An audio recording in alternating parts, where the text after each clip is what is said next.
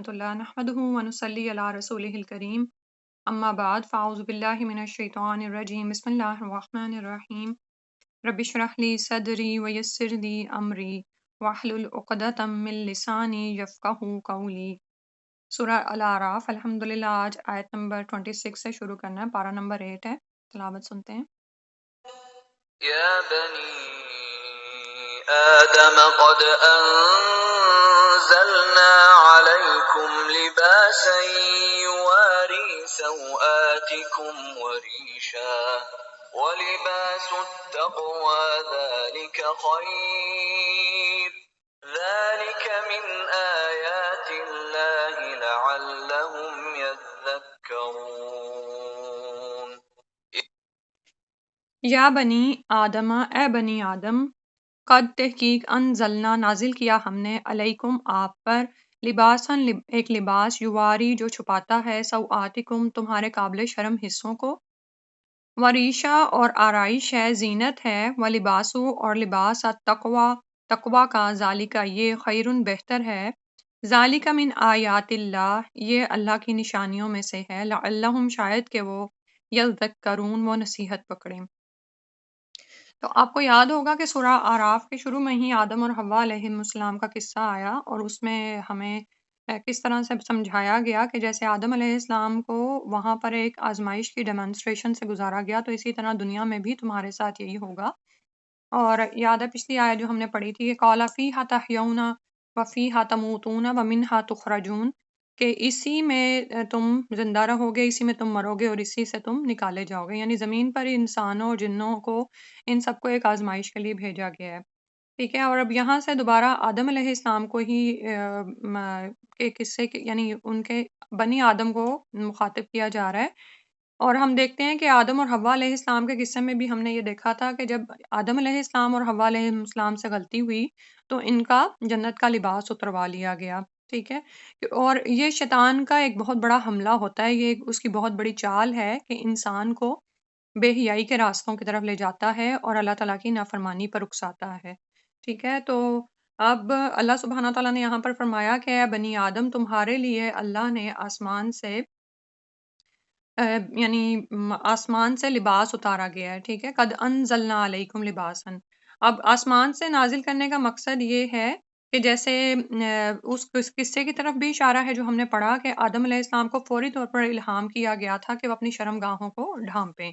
ठीक है। और यानी शर्मो हिया की ये फितरी जिबिल्लत है जो हमारे अंदर रख दी गई है। आप ये देखें कि कोई छोटा सा बच्चा भी अगर आप सबके सामने उसके कपड़े उतारने की कोशिश करें तो वो इसमें हया महसूस करता है। ठीक है। और ऊपर से उतारने की एक वजह ये भी हो सकती है कि जैसे हमने पढ़ा था कि इंसान जो भी चीज़ बनाता है उसके सारे असबाब व वसाइल अल्लाह सुब्हाना व तआला की तरफ से ही मुहैया होते हैं। तो हमारी ज़मीन जो कुछ उगाती है जिससे हम अपने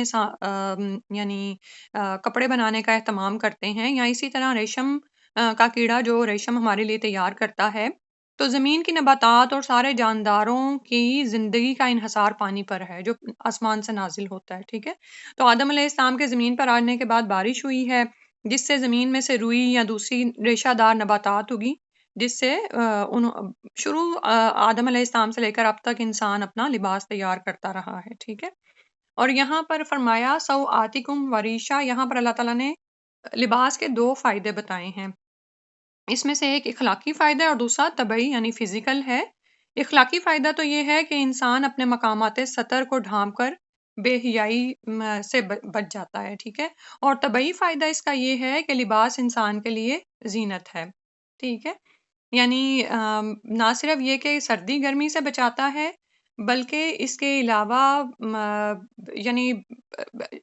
मौसम की हिद्दत और जो शिद्दत वगैरह होती है और सर्दी वगैरह होती है, उन तमाम चीज़ों से ये हमें सकून बख्शता है। ठीक है। और अब यानी इन दोनों में ही आ गया है कि ज़ीनत भी है सौआतिकुम वरीशा, और तुम्हारे लिए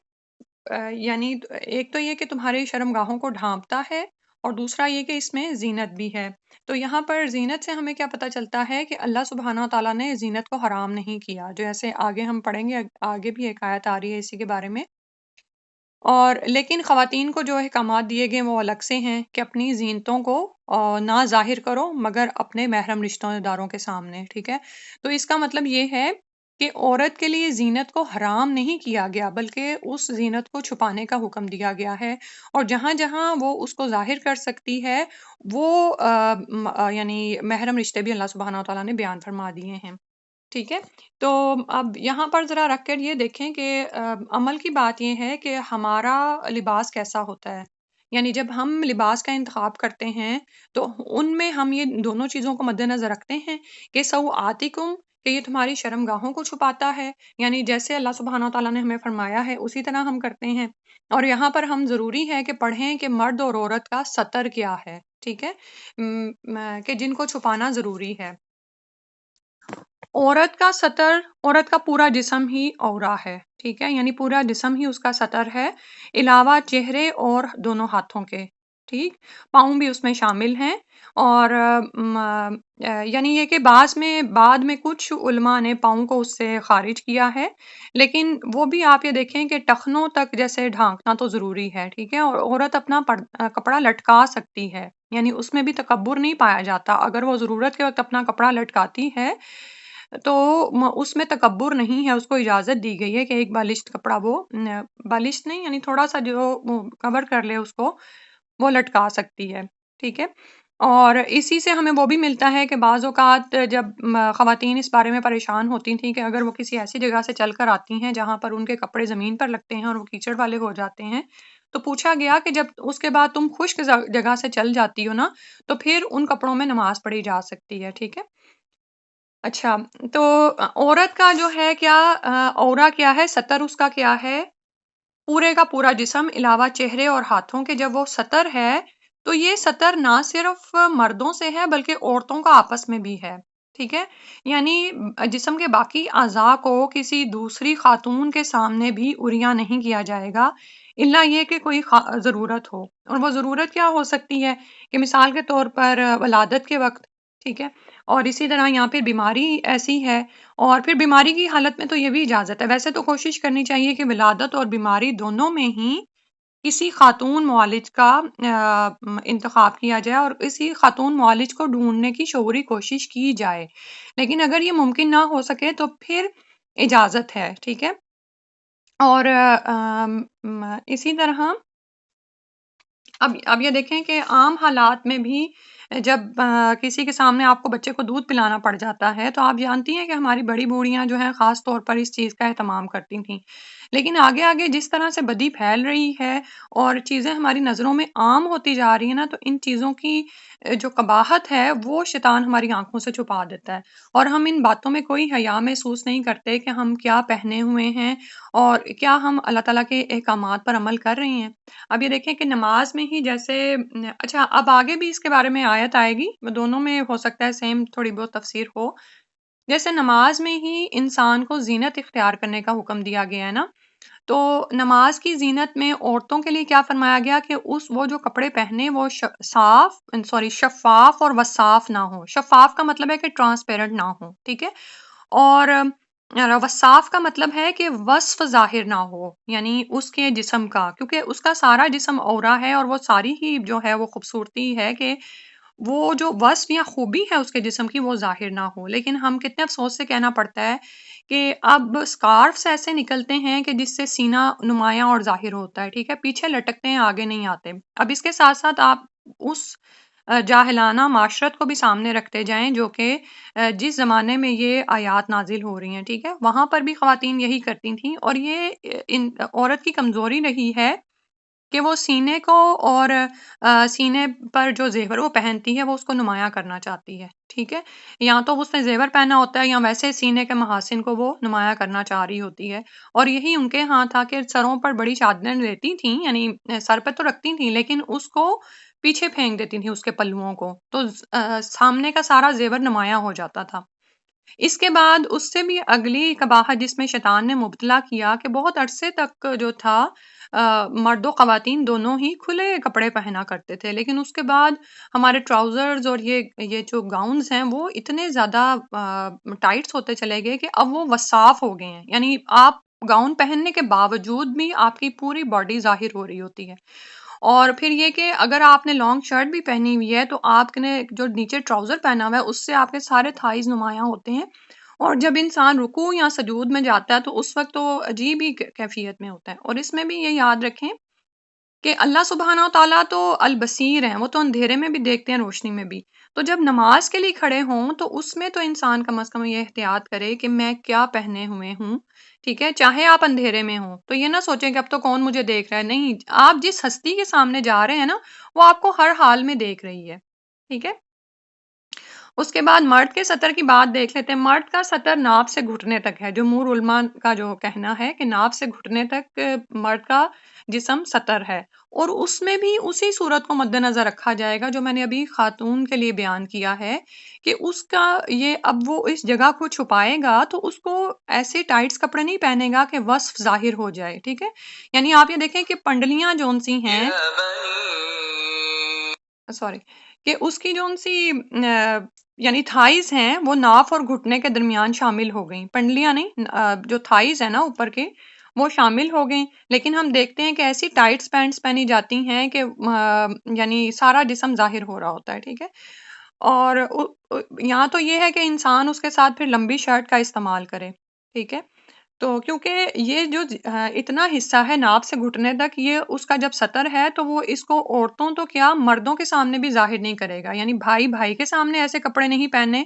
جس میں یہ چیزیں ظاہر ہوتی ہوں، اور نہ ہی باپ بیٹے کے سامنے، ٹھیک ہے؟ یہاں آپس میں دوست بھی اس طرح نہ پہنے۔ اور پھر اسی طرح جیسے عورتوں کے لیے بتایا ہے کہ ان مقامات کو یعنی سطر کے مقامات کو کھولا نہیں جائے گا الا یہ کہ ضرورت ہو، ٹھیک ہے؟ جیسے بیماری کے وقت اگر کھولنا پڑ جائے، ٹھیک ہے؟ اور اسی طرح حدیث کا مفہوم ہے کہ عورت کسی عورت کے ساتھ ایک کپڑے میں نہ لیٹے، ٹھیک؟ اسی طرح مرد کے لیے بھی یہی حکم ہے کہ مرد کسی دوسرے مرد کے ساتھ ایک کپڑے میں نہ لیٹے۔ اور ہم یہ دیکھتے ہیں کہ یعنی سلف صالحین ان تمام چیزوں کا اہتمام کرتے تھے۔ اب اس میں ایک تو آ گیا نا سوآتکم، کہ تمہاری شرم گاہوں کو چھپاتا ہے، تمہارے سطر کو چھپاتا ہے، وریشہ، اور دوسرا ہے کہ زینت اور آرائش کا باعث ہے، ٹھیک ہے؟ یعنی لباس سے انسان زینت حاصل کرتا ہے۔ اور اس میں آپ یہ یاد رکھیں کہ تقوی کی علامت یہ نہیں ہے کہ انسان سادہ یا پیون جڑے کپڑے پہننا شروع ہو جائے، بلکہ رسول اللہ صلی اللہ علیہ وسلم کو بعض اوقات بہت خوبصورت اچھے کپڑوں میں دیکھا گیا، اور یعنی سرخ دھاری دار چادر میں، اور یہ احادیث میں باقاعدہ طور پر روایت کرتے تھے صحابہ کہ رسول صلی اللہ علیہ وسلم کیا پہنے ہوئے تھے، سبحان اللہ۔ رسول صلی اللہ علیہ وسلم سفید کپڑا پسند کرتے تھے، ٹھیک ہے؟ اور مردوں کے لیے اسی رنگ کو پسند کیا گیا، لیکن ریشمی کپڑا مردوں پر حرام ہے، جیسے سونا ان کے لیے حرام ہے سونا پہننا، اسی طرح ریشمی کپڑا پہننا ان کے لیے حرام ہے۔ اور ہم دیکھتے ہیں کہ انبیاء کرام اور اسی طرح اس کے بعد صحابہ صحابیات ان تمام چیزوں کا اہتمام کرتے تھے اپنے لباس میں۔ اور جیسے موسیٰ علیہ السلام کی شرم و حیا جو ہے وہ قابل تذکرہ ہے کہ ان کا جسم کسی نے نہیں دیکھا تھا، حتیٰ کہ بنی اسرائیلی کہنے لگے کہ یہ اس کے جسم میں کوئی خرابی ہے کہ یہ خود کو اس طرح سے چھپاتا ہے، تو اللہ تعالیٰ نے وہ بھی ظاہر کر دیا کہ نہیں، ایسی بات نہیں ہے، بلکہ یہ ان کی اپنی فطری شرم و حیا تھی جس کی وجہ سے وہ اپنے بدن کو چھپاتے تھے۔ اور نہانا بھی ہو یا ایسی ضرورتیں بھی ہو تو بالکل انسان یعنی کسی کونے میں چلا جائے۔ اور اب تو الحمدللہ باتھ رومز اویلیبل ہیں تو اس میں بھی انسان احتیاط کرے کہ جب باتھ روم میں جائیں تو یعنی دروازے کو لاک کیا جائے اور پورا احتیاط کی جائے۔ عثمان رضی اللہ عنہ کے لیے آتا ہے کہ شدت حیا کی وجہ سے یعنی وہ گھر کے اندر بھی اتنی حیا کرتے تھے کہ جب تک دروازے کو اچھی طرح بند نہیں کر لیتے تھے تو نہانے کے لیے اپنا کپڑا نہیں اتارتے تھے، یعنی ضرورت کے وقت بھی جب وہ کپڑا اتارنے لگتے تو پوری طرح سے احتیاط کرتے تھے۔ اور اسی طرح اب جیسے ہم نے شیطان کا قصہ پڑھا تھا تو انسان کی شرم گاہوں اور شیطان کے درمیان رکاوٹ بسم اللہ کہنا ہے، یعنی جب مومن بسم اللہ کہہ لیتا ہے نا تو اس کی شرم گاہوں کی شیطان سے حفاظت ہو جاتی ہے۔ ہم میں سے کتنے لوگ ہیں جو کہ بسم اللہ کہنا یاد رکھتے ہیں، ٹھیک ہے؟ حالانکہ دیکھیں کہ شیطان ہر وقت ہمارے پیچھے پڑا ہوا ہے اور ہم اس سے بچ نہیں سکتے مگر اللہ سبحانہ تعالیٰ کی دی ہوئی توفیق سے ہی، اور وہی چیزیں جو کہ اللہ تعالیٰ نے ہمیں سکھائی ہیں۔ اچھا، اور اسی طرح اسماء رضی اللہ عنہا کے بارے میں آتا ہے کہ ایک دفعہ ان کے پاس ایک کپڑا آیا تو انہوں نے اس کو واپس لوٹا دیا، تو جنہوں نے ان کو دیا تھا انہوں نے کہا کہ یہ آپ نے کیوں واپس کر دیا؟ تو اسماء رضی اللہ عنہا نے فرمایا کہ یہ باریک کپڑے ہیں۔ انہوں نے کہا نہیں، اتنے زیادہ باریک تو نہیں ہے، تو اسماء رضی اللہ عنہا نے کہا اگرچہ کہ وہ بوڑھی ہو گئی تھیں اور ان کو زیادہ نظر نہیں آتا تھا، تو انہوں نے کہا کہ نہیں، یہ ایسے کپڑے ہیں جو جسم کو عیاں کر دیتے ہیں۔ یعنی بعض اوقات ایسا ریشمی سٹف ہوتا ہے کہ وہ باریک تو نہیں ہوتا، لیکن جب آپ اس کو پہن کر باہر چلتے ہیں، اور یہاں تو خیر میں کہتی ہوں کہ ایسا ونڈی ویدر ہوتا ہے کہ کپڑے جو اصل صحیح پہنے ہوتے ہیں وہ بھی اڑ رہے ہوتے ہیں، ٹھیک ہے؟ تو گھر سے نکلتے ہوئے مومن عورت مکمل طور پر اہتمام کرے کہ میں کہاں پر جا رہی ہوں اور کیا میں اللہ تعالیٰ کے شرعی احکامات کی پابندی کر رہی ہوں یا نہیں، ٹھیک ہے؟ اسی طرح ایک حدیث کا مفہوم ہے، آپ نے سنی ہوگی کہ رسول صلی اللہ علیہ وسلم نے فرمایا کہ جہنمیوں کی دو اقسام میں نے نہیں دیکھی، ان میں سے ایک وہ مرد ہیں جن کے ہاتھوں میں یعنی چمڑے کی سٹکس ہوں گی، یعنی یہ جو لیدر سٹکس کوڑے ہوتے ہیں نا، وہ ہوں گے جس سے وہ لوگوں کو ماریں گے، اور دوسری وہ عورتیں جو کپڑے پہننے کے باوجود اریاں لگیں گی، ننگی لگیں گی۔ اب یہ دیکھیں کہ اب آپ باہر نکلیں اور یہی صورتحال ہے نا، کہ یہاں تو ٹرانسپیرنٹ کپڑے ہیں، دوپٹے اتنے ٹرانسپیرنٹ ہے کہ ان کو لینے کا فائدہ ہی نہیں ہے، اور یا پھر یہ ہے کہ وہ اتنے زیادہ ٹائٹس ہیں کہ وہ سب کچھ ظاہر کر دیتے ہیں۔ تو ایسا کپڑا پہننا جو کہ نہ تو آپ کے شرمگاہوں کو چھپا رہا ہے، اور پھر یہ کہ یہ زینت بھی نہیں دے رہا ہوتا، یہ ہم لوگوں کے آنکھوں میں ان چیزوں کو جزا دیا گیا۔ ادروائز ایک زمانہ تھا کہ یعنی ابھی بھی جب کسی بھی انسان کا شعور برقرار ہوتا ہے، تو وہ اپنی بیٹی بہن کو اس طرح کے کپڑوں میں نہیں دیکھ سکتا، یعنی ٹائٹس میں، کہ جس میں ٹانگیں صاف واضح ہو رہی ہوتی ہیں، ٹھیک ہے؟ یعنی کیسے اوٹ پٹانگ ڈریس لگتا ہے۔ یعنی انسان کو اللہ سبحانہ تعالیٰ نے عقل دی ہے، اور وہ اس بات کا فیصلہ کر سکتا ہے کہ مجھے اپنے بچوں کو کیا پہنانا ہے۔ انسان اور جانوروں میں کچھ تو تمیز ہونی چاہیے۔ آپ یہ دیکھیں کہ جانوروں کو تو اللہ تعالیٰ نے خود ہی رنگ برنگے پر لگا دیے ہیں، جیسے پرندوں کو، اور مختلف طرح کے جانوروں کو مختلف طرح کی کھالیں عطا کر دی گئی ہیں، لیکن انسان کی عقل کا تقاضا ہے کہ وہ اپنے لیے لباس بنائے جو کہ اس کی شرمگاہوں کو چھپائے اور وہ زینت کا ذریعہ بھی ہو۔ اچھا، اور ایک زمانہ تھا کہ لوگ لمبا ڈریس اور کھلا اور یعنی زیادہ کپڑے اوڑھنا باعث شان سمجھتے تھے۔ بادشاہوں کو دیکھ لیں، جب وہ باہر نکلنے لگتے تھے تو اپنے اوپر ایک باقاعدہ حلہ چڑھاتے تھے، ٹھیک ہے؟ اسی طرح ہم یہ یعنی عرب میں بھی جو بھی بادشاہت کا نظام قائم رہا، اس میں بھی آپ یہی دیکھتے ہیں، ٹھیک ہے؟ تکبر نہیں ہونا چاہیے، یعنی تکبر کی وجہ سے انسان اپنا کپڑا نہ لٹکائے۔ لیکن اب الٹی صورتحال نظر آتی ہے کہ جن چیزوں کو چھپانے کا حکم ہے وہ تو ظاہر کر دی جاتی ہیں، اور مقابلے کی دوڑ میں اور تکبر کے مارے آپس میں عورتیں یہ مقابلہ کری ہوتی ہیں کہ اچھا فلاں نے اپنی شادی پہ جو جوڑا پہنا تھا وہ 1 گز پیچھے لٹک رہا تھا، تو میرا اتنا تو ضرور لٹکنا چاہیے کہ ساری سٹیئرز کور ہو جائیں، نعوذ باللہ من ذالک۔ تو پھر اس کے بعد فرمایا وَلِبَاسُ التَّقْوَىٰ ذَٰلِکَ خیر، اور تقوی کا لباس یہی بہتر ہے، ٹھیک ہے؟ اب تقوی کا لباس کیا ہے؟ تقوی دراصل ایمان، شرم و حیا ہے، یہ انسان کا کردار ہے، اس کی سیرت ہے، ٹھیک ہے؟ اب یہ جو لوگ بعض اوقات کہہ دیتے ہیں نا کہ تقوی ہے نا دل میں، لباس جیسا بھی ہو، نہیں، لباس کا ذکر پہلے آ گیا ہے۔ آپ کی جو ظاہری حالت ہے وہ اللہ کا حکم ہے جو آپ کے اوپر نظر آنا چاہیے، لیکن اس کے بعد انسان کے اندر تکبر نہیں ہونا چاہیے لباس کو پہن کر، بلکہ اللہ سبحانہ و تعالیٰ کے آگے تو انسان کے دل کی کیفیت بھی سامنے ہے، کیونکہ ہم جانتے ہیں نا کہ جب نبی صلی اللہ علیہ وسلم نے فرمایا تھا کہ تقوی ہا ہونا، کہ تقوی یہاں ہے، اور اللہ کے رسول صلی اللہ علیہ وسلم نے دل کی طرف اشارہ کیا تھا، تو تقوی ہونا چاہیے، ٹھیک ہے؟ یہ اصل چیز ہے، اور ظاہر ہے کہ جب دل میں تقوی ہوگا، تقوی دراصل کیا ہے؟ اللہ کا خوف ہے، حق کا اعتراف کرنا، حق کو مان جانا، اپنے اور دوسروں کے لیے ایک ہی معیار رکھنا، ٹھیک ہے؟ اور تقوی کا مطلب ہے تواضع، انکساری، یعنی دوسروں کے لیے جھک جانا اور اللہ کے آگے عاجزی اختیار کرنا، ٹھیک ہے؟ اور تقوی کا ایک مفہوم آخرت سے محبت بھی ہے، ٹھیک ہے؟ تو اب یہ جب ساری چیزیں انسان کے اندر ہوں گی نا، تو پھر کیا ہوگا؟ پھر انسان اللہ کے حکموں پر عمل بھی کرے گا، اور وہ چیز اس کے ظاہر سے بھی نظر آئے گی، اس کا لباس بھی حقیقت میں ویسا ہی ہوگا جیسے اللہ سبحانہ تعالیٰ پسند فرماتے ہیں، اور یہی بہتر ہے۔ یعنی ظاہراً تو آپ نے دین پڑھا اور اس کے بعد دوسروں پر آپ نے روب ڈالنے کے لیے اپنے پورے جسم کو چھپا لیا اور پورا عبایا آپ پہنے ہوئے ہیں، اور وہ تمام احکامات ظاہری طور پر آپ پورا کر رہے ہیں جس کا حکم اللہ نے دیا ہے، لیکن دل تقوی سے خالی ہے۔ دل میں صرف یہ خواہش ہے کہ میرا نام ہو جائے اور کسی کے نظروں میں یہ نہ آئے کہ میں تو اتنا پڑھتی ہوں اور میں عمل نہیں کرتی، نہیں، بلکہ فرمایا وَلِبَاسُ التَّقْوَىٰ ذَٰلِکَ خیر، تو انسان اپنے اخلاق کو، اپنی سیرت کو، اپنے کردار کو ان محاسن سے آراستہ کرے جس کا حکم اللہ تعالیٰ نے قرآن و سنت کے ذریعے دیا ہے۔ ذالک من آیات اللہ لعلہم یذکرون، یہ اللہ تعالیٰ کی نشانیوں میں سے ہے تاکہ وہ نصیحت حاصل کریں۔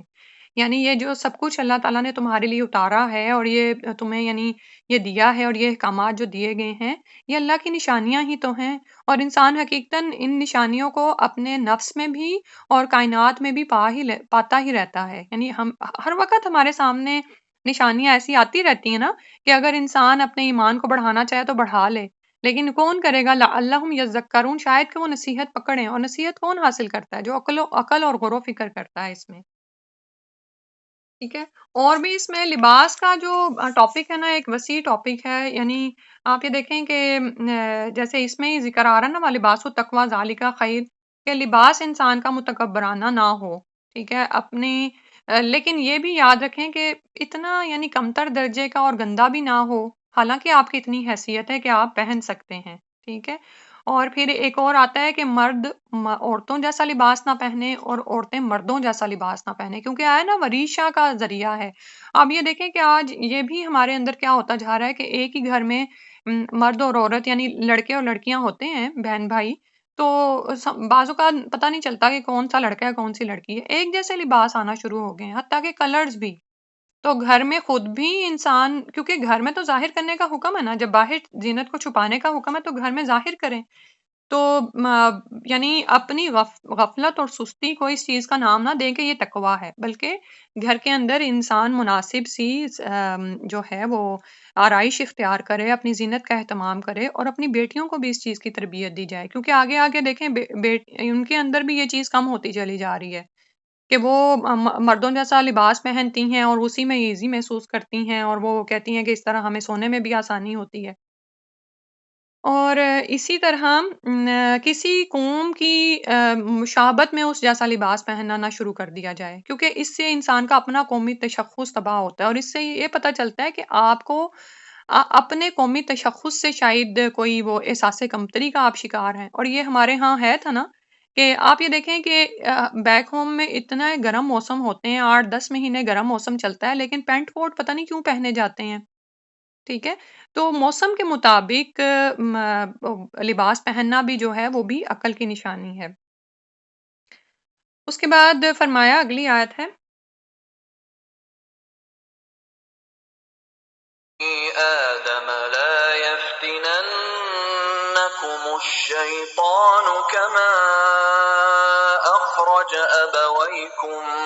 من الجنة ينزع عنهما لباسهما ليريهما سوآتهما إنه يراكم هو وقبيله من حيث لا ترونهم إنا جعلنا الشياطين أولياء للذين لا يؤمنون۔ یا بنی آدم، اے بنی آدم، لا یفتننکم، نہ تمہیں فتنے میں ڈالے، ہرگز بھی تمہیں فتنے میں نہ ڈالے۔ نون پہ جو شد آ رہی ہے نا وہ شدت کی طرف اشارہ ہے۔ الشیطان، شیطان، کما جیسا کہ اخرجا اس نے نکلوا دیا، متعدی ہے یہاں پر، ابویکم تمہارے والدین کو، من الجنتی جنت سے، ینزیو اتروا دیا، انہما ان دونوں سے، لباسہما ان دونوں کے لباس، لیوریہما تاکہ دکھائے ان دونوں کو، سوآتہما ان کے قابل شرم حصے، انہو بے شک وہ، یراکم وہ دیکھتا ہے تم کو، ہوا وہ، وقبیلہ اور اس کا قبیلہ، من حیثو جہاں سے، لا ترونہم تم نہیں دیکھتے ان کو یعنی شیطانوں کو، انا بے شک ہم نے، جعلنا بنایا ہم نے، الشیاطین شیطانوں کو، اولیاء سرپرست،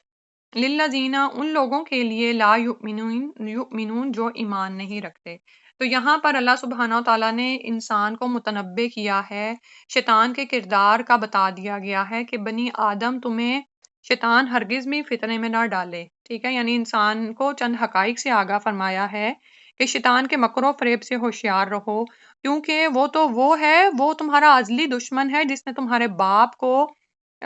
مکر و فریب سے سبز باغ دکھا کر، وسوسے دلا کر جنت سے نکلوا دیا تھا، ٹھیک ہے، اور اس نے تو مہلت مانگی ہوئی ہے، اور پھر وہاں پر بھی اس نے کیا کیا تھا، ینزیو انہما لباسہما، کہ اس کا پہلا وار کیا ہوتا ہے کہ وہ انسان کی شرم و حیا پر حملہ کرتا ہے، ٹھیک ہے، انسانوں کو فحاشی میں مبتلا کرتا ہے، بے حجابی کو عام کرتا ہے، اور ہم دیکھتے ہیں کہ اب یہ دیکھیں کہ قیامت کے قریب کس حد تک جو ہے وہ فحاشی پھیل رہی ہے، آپ دیکھ ہی سکتے ہیں۔ یعنی ایک زمانہ تھا کہ غیر مسلم خاتون بھی خود کو چھپاتی تھی، وہ بھی اس بات کا اندازہ رکھتی تھی، حتیٰ کہ یہ ابھی بھی سم ٹائمز آپ کو ایسی مثالیں نظر آتی ہیں کہ نان مسلم خواتین جب بچے کو دودھ پلانے لگتی ہیں تو اپنے اوپر کے حصے کو کور کر لیتی ہیں، لیکن اس کے برعکس دوسری طرف ہمیں ایسی بھی چیزیں نظر آتی ہیں کہ سر عام وہ بازاروں یعنی پبلک پلیسز پہ دودھ پلاتی ہوئی عام نظر آ جاتی ہیں، نعوذ باللہ من ذالک۔ تو ایک زمانہ تھا کہ جیسے میں ابھی پہلے کہہ رہی تھی نا کہ اوپر ایک بڑا لباس جو ہے نا وہ شان کی علامت سمجھا جاتا تھا، اور مرد و خواتین، مرد بھی گھر سے بڑی چادریں لے کر نکلتے تھے کہ اب اچھا کہیں جانے لگے ہیں تو فٹافٹ جہاں پہ بھی چادر پڑی ہوتی تھی اس کی بکل مارتے تھے، جس کو اور عربوں کے ہاں بھی یہ رواج تھا، اور اس کے بعد بیک ہوم میں بھی آپ کو اگر یاد ہو تو یہی صورتحال تھی، ٹھیک ہے، اور ابھی بھی ہمیں سم ٹائمز ایسے لوگ نظر آ جاتے ہیں۔ تو لیکن اب کیا ہے کہ بالکل ہی شیطان نے ایسا فتنے میں ڈالا ہے کہ کیا صورتحال ہو گئی ہے کہ کم لباس کو انسان اپنی زینت سمجھتا ہے، اور اس میں تفاخر کا اظہار ہوتا ہے اس کا کہ میں آج بہت اچھا لگ رہا ہوں، نعوذ باللہ من ذالک۔ تو یاد رکھیں کہ شیطان کا وار انسان پر کیا ہے کہ وہ انسانوں کو فحاشی میں مبتلا کرتا ہے، اور یہ باقاعدہ دیکھیں کہ مغرب نے اپنا تو یہ حال کیا کہ شرم و حیا کے پردوں کو چاک کیا، اس کے بعد ایسی میٹنگز کی گئیں کہ یہ چاہتے ہیں کہ کسی طرح مشرق بھی اس میں مبتلا ہو جائے، اور اب ہم دیکھتے ہیں کہ عورت کو ترقی کے نام پر کس طرح بازاروں میں، آفیسز میں، شو کارنرز پہ جگہ جگہ کھڑا کر دیا گیا ہے۔ کہاں ہے ٹاپ فرنٹ جہاں پر آپ کو مرد نظر آتے ہوں، ٹھیک ہے، زیادہ تر عورتیں نظر آتی ہیں، سجی سمری بنی بنائی، خاص طور پر بینکس میں، سودی کاروبار میں، ایسی جگہوں پر تو میں کہتی ہوں یعنی اتنا مال ہے، اور وہاں پر یہ ایسے آرائش اور سجاوٹ کے ساتھ ان کو پیش کیا جاتا ہے۔ تو جب انسان شرم و حیا کے پردے چاک کر دیتا ہے نا تو سمجھے اس کی مت ماری گئی، اب وہ کوئی غور و فکر اور عقل کی بات نہیں سوچ سکتا۔ اب جب شیطان نے اس پر پہلا حملہ کیا اور وہ اس میں کامیاب ہو گیا نا تو بس اب اس کے بعد شیطان اسے جہاں بھی لے جائے۔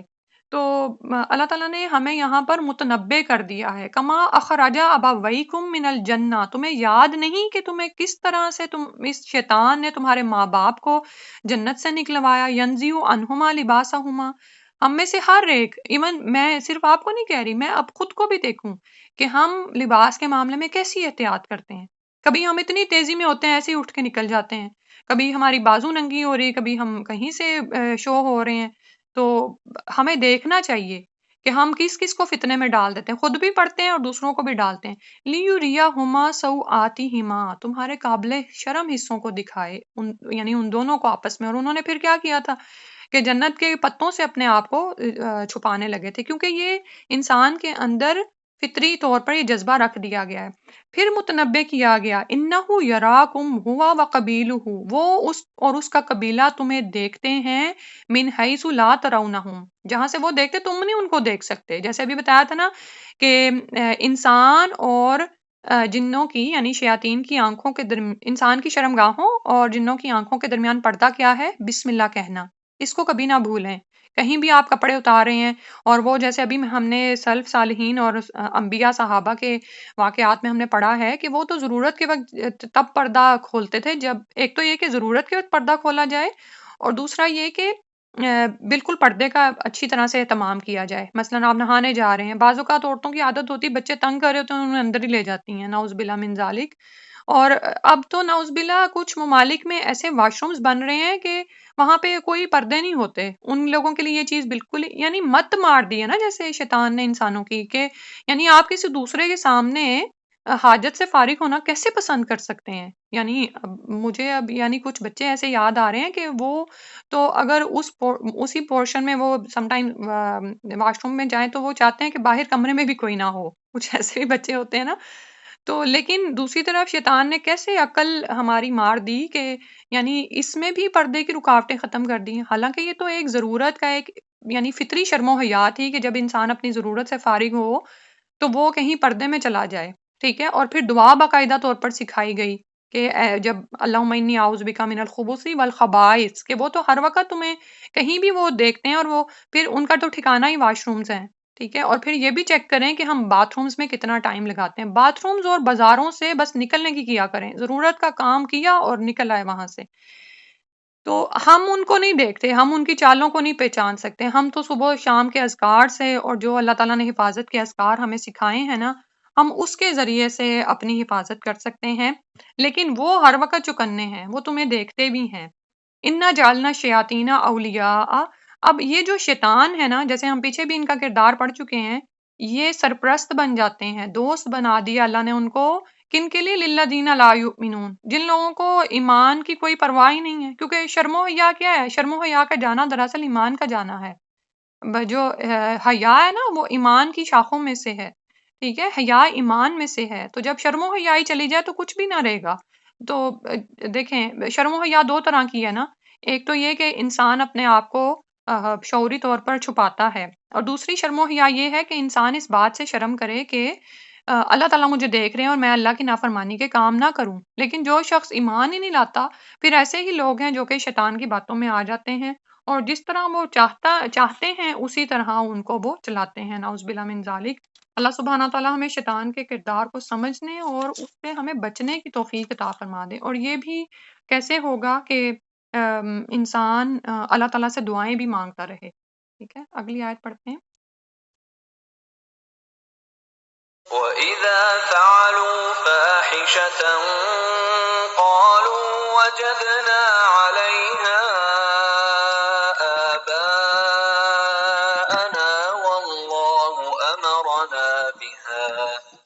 قُلْ إِنَّ اللَّهَ لَا يَأْمُرُ بِالْفَحْشَاءِ أَتَقُولُونَ عَلَى اللَّهِ مَا لَا تَعْلَمُونَ قُلْ وَإِذَا، اور جب فعلوا وہ کر بیٹھتے ہیں، فاحشتاً کوئی بے حیائی کا کام، قولوا وہ کہتے ہیں، وجدنا پایا ہم نے، علیہا اس پر، آباءنا اپنے آباء و اجداد کو،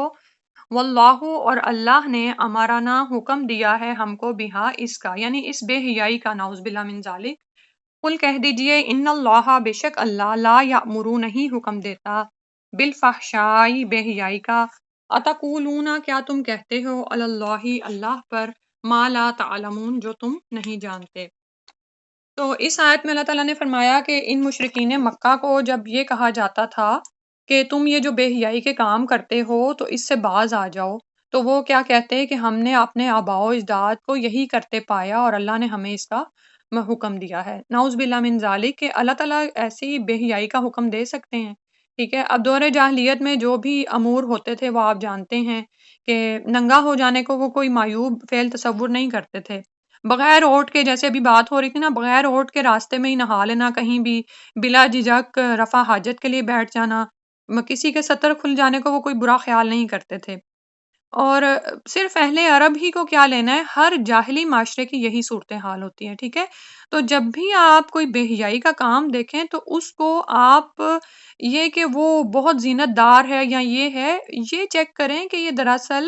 یہ جاہلی معاشرہ ہے، یہ وہ لوگ ہیں جن کو عقل اور غور و فکر نہیں ہے، شعور نہیں ہے، تو یہ اس طرح کے کام کر رہے ہیں، اس طرح کے کپڑے پہن رہے ہیں،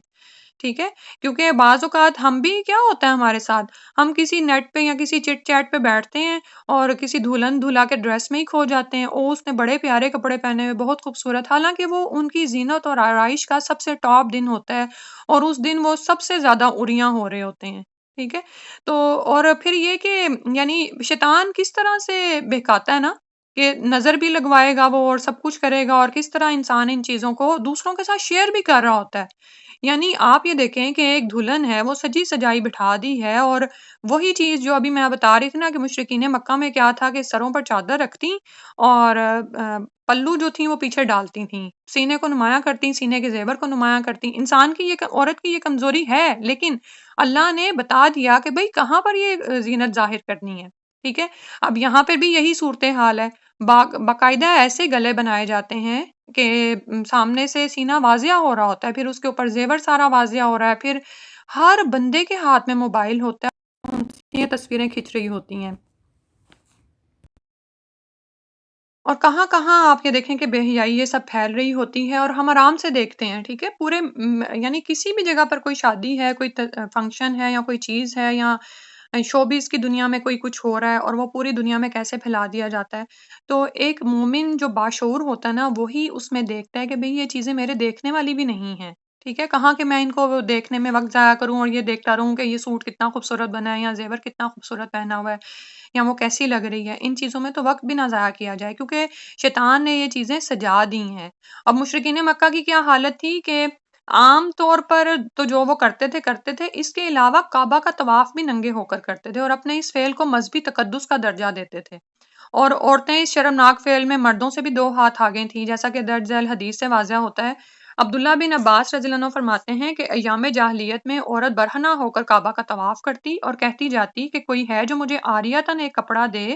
تاکہ میں اس سے شرمگاہ ڈھانپ لوں۔ پھر کہتی آج یہاں تو کچھ شرمگاہ کھلی رہے گی یا پوری کھلی رہے گی، بہرحال جتنی بھی کھلی رہے گی میں اسے کسی پر حلال نہیں کروں گی۔ تو اور آیت خذو زینتکم عند کل مسجد اسی بارے میں نازل ہوئی، یہ مسلم کتاب و تفسیر کی حدیث ہے۔ تو اس کے بعد آپ جانتے ہیں کہ جب فتح مکہ کے بعد اللہ تعالیٰ کے کا حکم آیا تو یہ رسم بد ختم کی گئی، اور 9 ہجری میں رسول اللہ صلی اللہ علیہ وسلم نے سیدنا ابو بکر رضی اللہ عنہ کو امیر حج بنا کر بھیجا، اور بعد میں مزید تاکید کے طور پر سیدنا علی رضی اللہ عنہ کو بھیجا، کیونکہ عربوں کے ہاں یہ تھا نا کہ کوئی بھی بڑا حکم وہ سنتے تھے تب جب اس کا کوئی خاندان والا بتا رہا ہوتا تھا، ٹھیک ہے، تو رسول صلی اللہ علیہ وسلم کی طرف سے پیغام سیدنا علی لے کر آئے۔ چنانچہ حج کے اجتماع میں جو عام اعلان کیا گیا اس کے 2 اہم نکات یہ تھے کہ اس سال کے بعد کوئی مشرک بیت اللہ میں داخل نہیں ہو سکتا، اور دوسرا یہ کہ آئندہ کوئی ننگے ہو کر کعبہ کا طواف نہیں کر سکتا۔ بخاری کتاب المناسک کی حدیث ہے۔ تو اس سے یہ پتا چلا کہ وہ لوگ تو ننگے ہو کر طواف بھی کر لیتے تھے، نعوذ باللہ من ذالک۔ بس یہ اس بات کا تھوڑا سا فرق کرتے تھے کہ مرد جو تھے وہ دن کے وقت طواف کریں اور عورتیں راتوں کو کرتی تھیں، لیکن راتوں کو بھی آپ یہ دیکھیں کہ یعنی چاندنی راتوں میں یا ویسے بھی تو جسم تو نمایاں ہوتا ہے نا جب آپ نے کچھ پہنا ہی نہیں ہوا، نعوذ باللہ من ذالک۔ اور اس کے بعد اس سے بھی آگے بڑھی ہوئی حالت ان کی کیا تھی کہ جب انہیں ان باتوں سے روکا جاتا تو کہتے ہمارے آباء و اجداد بھی تو یہی کرتے تھے، ٹھیک ہے، کہ وہ بھی ایسا ہی کرتے آئے ہیں، تو ہمارے وہ تو اچھے خاصے دیندار تھے تو ہم بھی انہی کی راہوں پر چل رہے ہیں، نعوذ باللہ۔ تو یعنی آپ یہ دیکھیں کہ تم یہ سوچو کہ اگر تمہارے آباء و اجداد شیطان کے بھرے میں آ گئے تھے تو کیا تم بھی انہی کی پیروی کرو گے؟ تو پھر کیا ایسی باتیں کرتے کہ اللہ نے ہمیں ایسا ہی حکم دیا ہوا ہے۔ اللہ تعالیٰ نے فرمایا قل ان اللہ لا یأمر بالفحشاء، اللہ تعالیٰ بے حیائی کا حکم نہیں دیتا، یعنی نعوذ باللہ من ذالک کہ اللہ تعالیٰ تو بے حیائی کے کاموں سے روکتے ہیں، وہ خود کیسے بے حیائی کا حکم دے سکتے ہیں، ٹھیک ہے۔ تو یعنی اس سے بات سمجھ آئی کہ جو بے حیائی کا کام ہے یا جس چیز میں بے حیائی پائی جاتی ہے، جو فاحشہ ہے، جو فحش گفتگو ہے، وہ اللہ کا حکم کبھی نہیں ہو سکتا، ٹھیک ہے۔ یہ ہمارے ایمان کا تقاضا ہے کہ ہمیں پتہ ہو کہ اگر کوئی بے حیائی کی بات ہے یا کوئی کام ہے تو وہ اللہ تعالیٰ کا حکم نہیں ہو سکتا۔ تو فرمایا اتقولون علی اللہ ما لا تعلمون، کیا تم کہتے ہو اللہ پر، یعنی اللہ کے ذمے وہ باتیں لگاتے ہو جو تم جانتے نہیں ہو، جس کا تمہیں علم ہی نہیں ہے۔ جیسے پیچھے آتا ہے نا کہ نہ تو تمہارے پاس کوئی سند ہے اس چیز کی، نہ کوئی دلیل ہے، اور تم اللہ پر ایسی باتیں ذمہ لگا رہے ہو، نعوذ باللہ من ذالک۔ تو اس سے بڑا ظالم کون ہے جو کہ اللہ پر جھوٹ باندھے یا جو اللہ تعالیٰ نے اتارا ہے اس کو جھٹلائے، یہ اس کے بارے میں بھی آپ پیچھے پڑ چکے ہیں، ٹھیک ہے۔ اللہ سبحانہ و تعالیٰ ان چیزوں سے بچائے۔ اور آپ یہ دیکھیں کہ اس بات کے نام پر ہمارے ہاں بھی کتنی چیزیں پھیل چکی ہیں۔ قالوا وجدنا علیہا آباءنا واللہ امرنا بہا، بہت سی بدعات ایسی ہیں جن کی بنیاد کوئی نہیں ہے، کوئی ان کی وحی الہی کی بنیاد نہیں ہے، نہ کسی قرآن کی کسی آیت میں حکم ہے، نہ حدیث میں ہے، نہ کوئی سنت سے ثابت ہے، نہ سلف صالحین کے عمل سے، بلکہ بس وہ کسی نے شروع کیا کسی ایک مجلس میں، جیسے اب یہ جو تیسری عید کے نام پر شروع ہو گیا ہے تو اس کے بعد وہ چل پڑا، نعوذ باللہ۔ تو اور اس کے بعد لوگ اس کو دین کا حصہ بنائے ہوئے ہیں۔ تو اتقولون علی اللہ ما لا تعلمون، تم وہ باتیں کہتے ہو اللہ پر جو تم نہیں جانتے، یعنی انسان بچے اس بات سے کہ پھر تمہارا ٹھکانہ کیا ہے۔ آپ یہ دیکھیں کہ دنیا میں اگر ہم کسی کے ذمے کوئی بات لگاتے ہیں اور اس کو پتہ چل جائے کہ ہم نے اس کو نام لے کر یہ بات کی ہے تو کیسے حالات خراب ہوتے ہیں، کیسی چپکلش اور ناراضگیاں چلنا شروع ہو جاتی ہیں۔ تو اللہ کے خلاف یہ بات، تو اس بات سے انسان ڈرتا نہیں کہ اس کو اللہ کے سامنے ہی حاضر ہونا ہے؟ تو پھر بات وہی آ جاتی کہ جو ایمان ہی نہیں لاتے وہی پھر ایسی حرکتیں کر سکتے ہیں۔ اگلی آیت میں فرمایا أمر ربي بالقسط وأقيموا وجوهكم عند كل مسجد وادعوه مخلصين له الدين كما بدأكم تعودون فريقا هدى وفريقا حق عليهم الضلالة إنهم اتخذوا الشياطين أولياء من دون الله ويحسبون أنهم مهتدون۔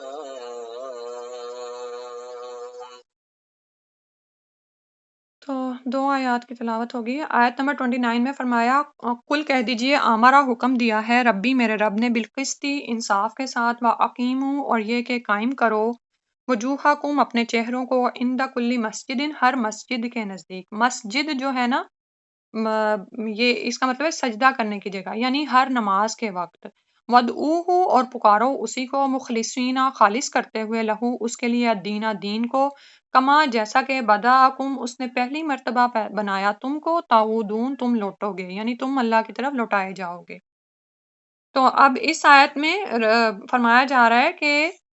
اللہ تعالیٰ کہہ رہے ہیں کہ ان کو کہہ دو کہ اللہ نے حکم دیا ہے انصاف کا، میرے رب نے مجھے انصاف کا حکم دیا ہے، ٹھیک ہے؟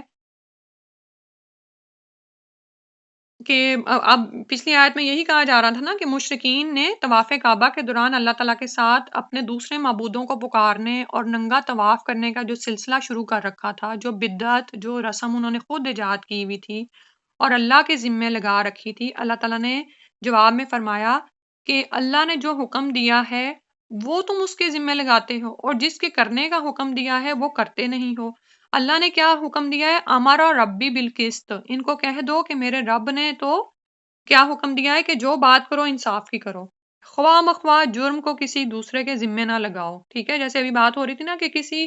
دوسرے انسان کے ذمے بھی ہم کوئی ایسی بات کر دیں جو اس نے نہیں کی تو کیسے عداوتیں بڑھتی ہیں نا۔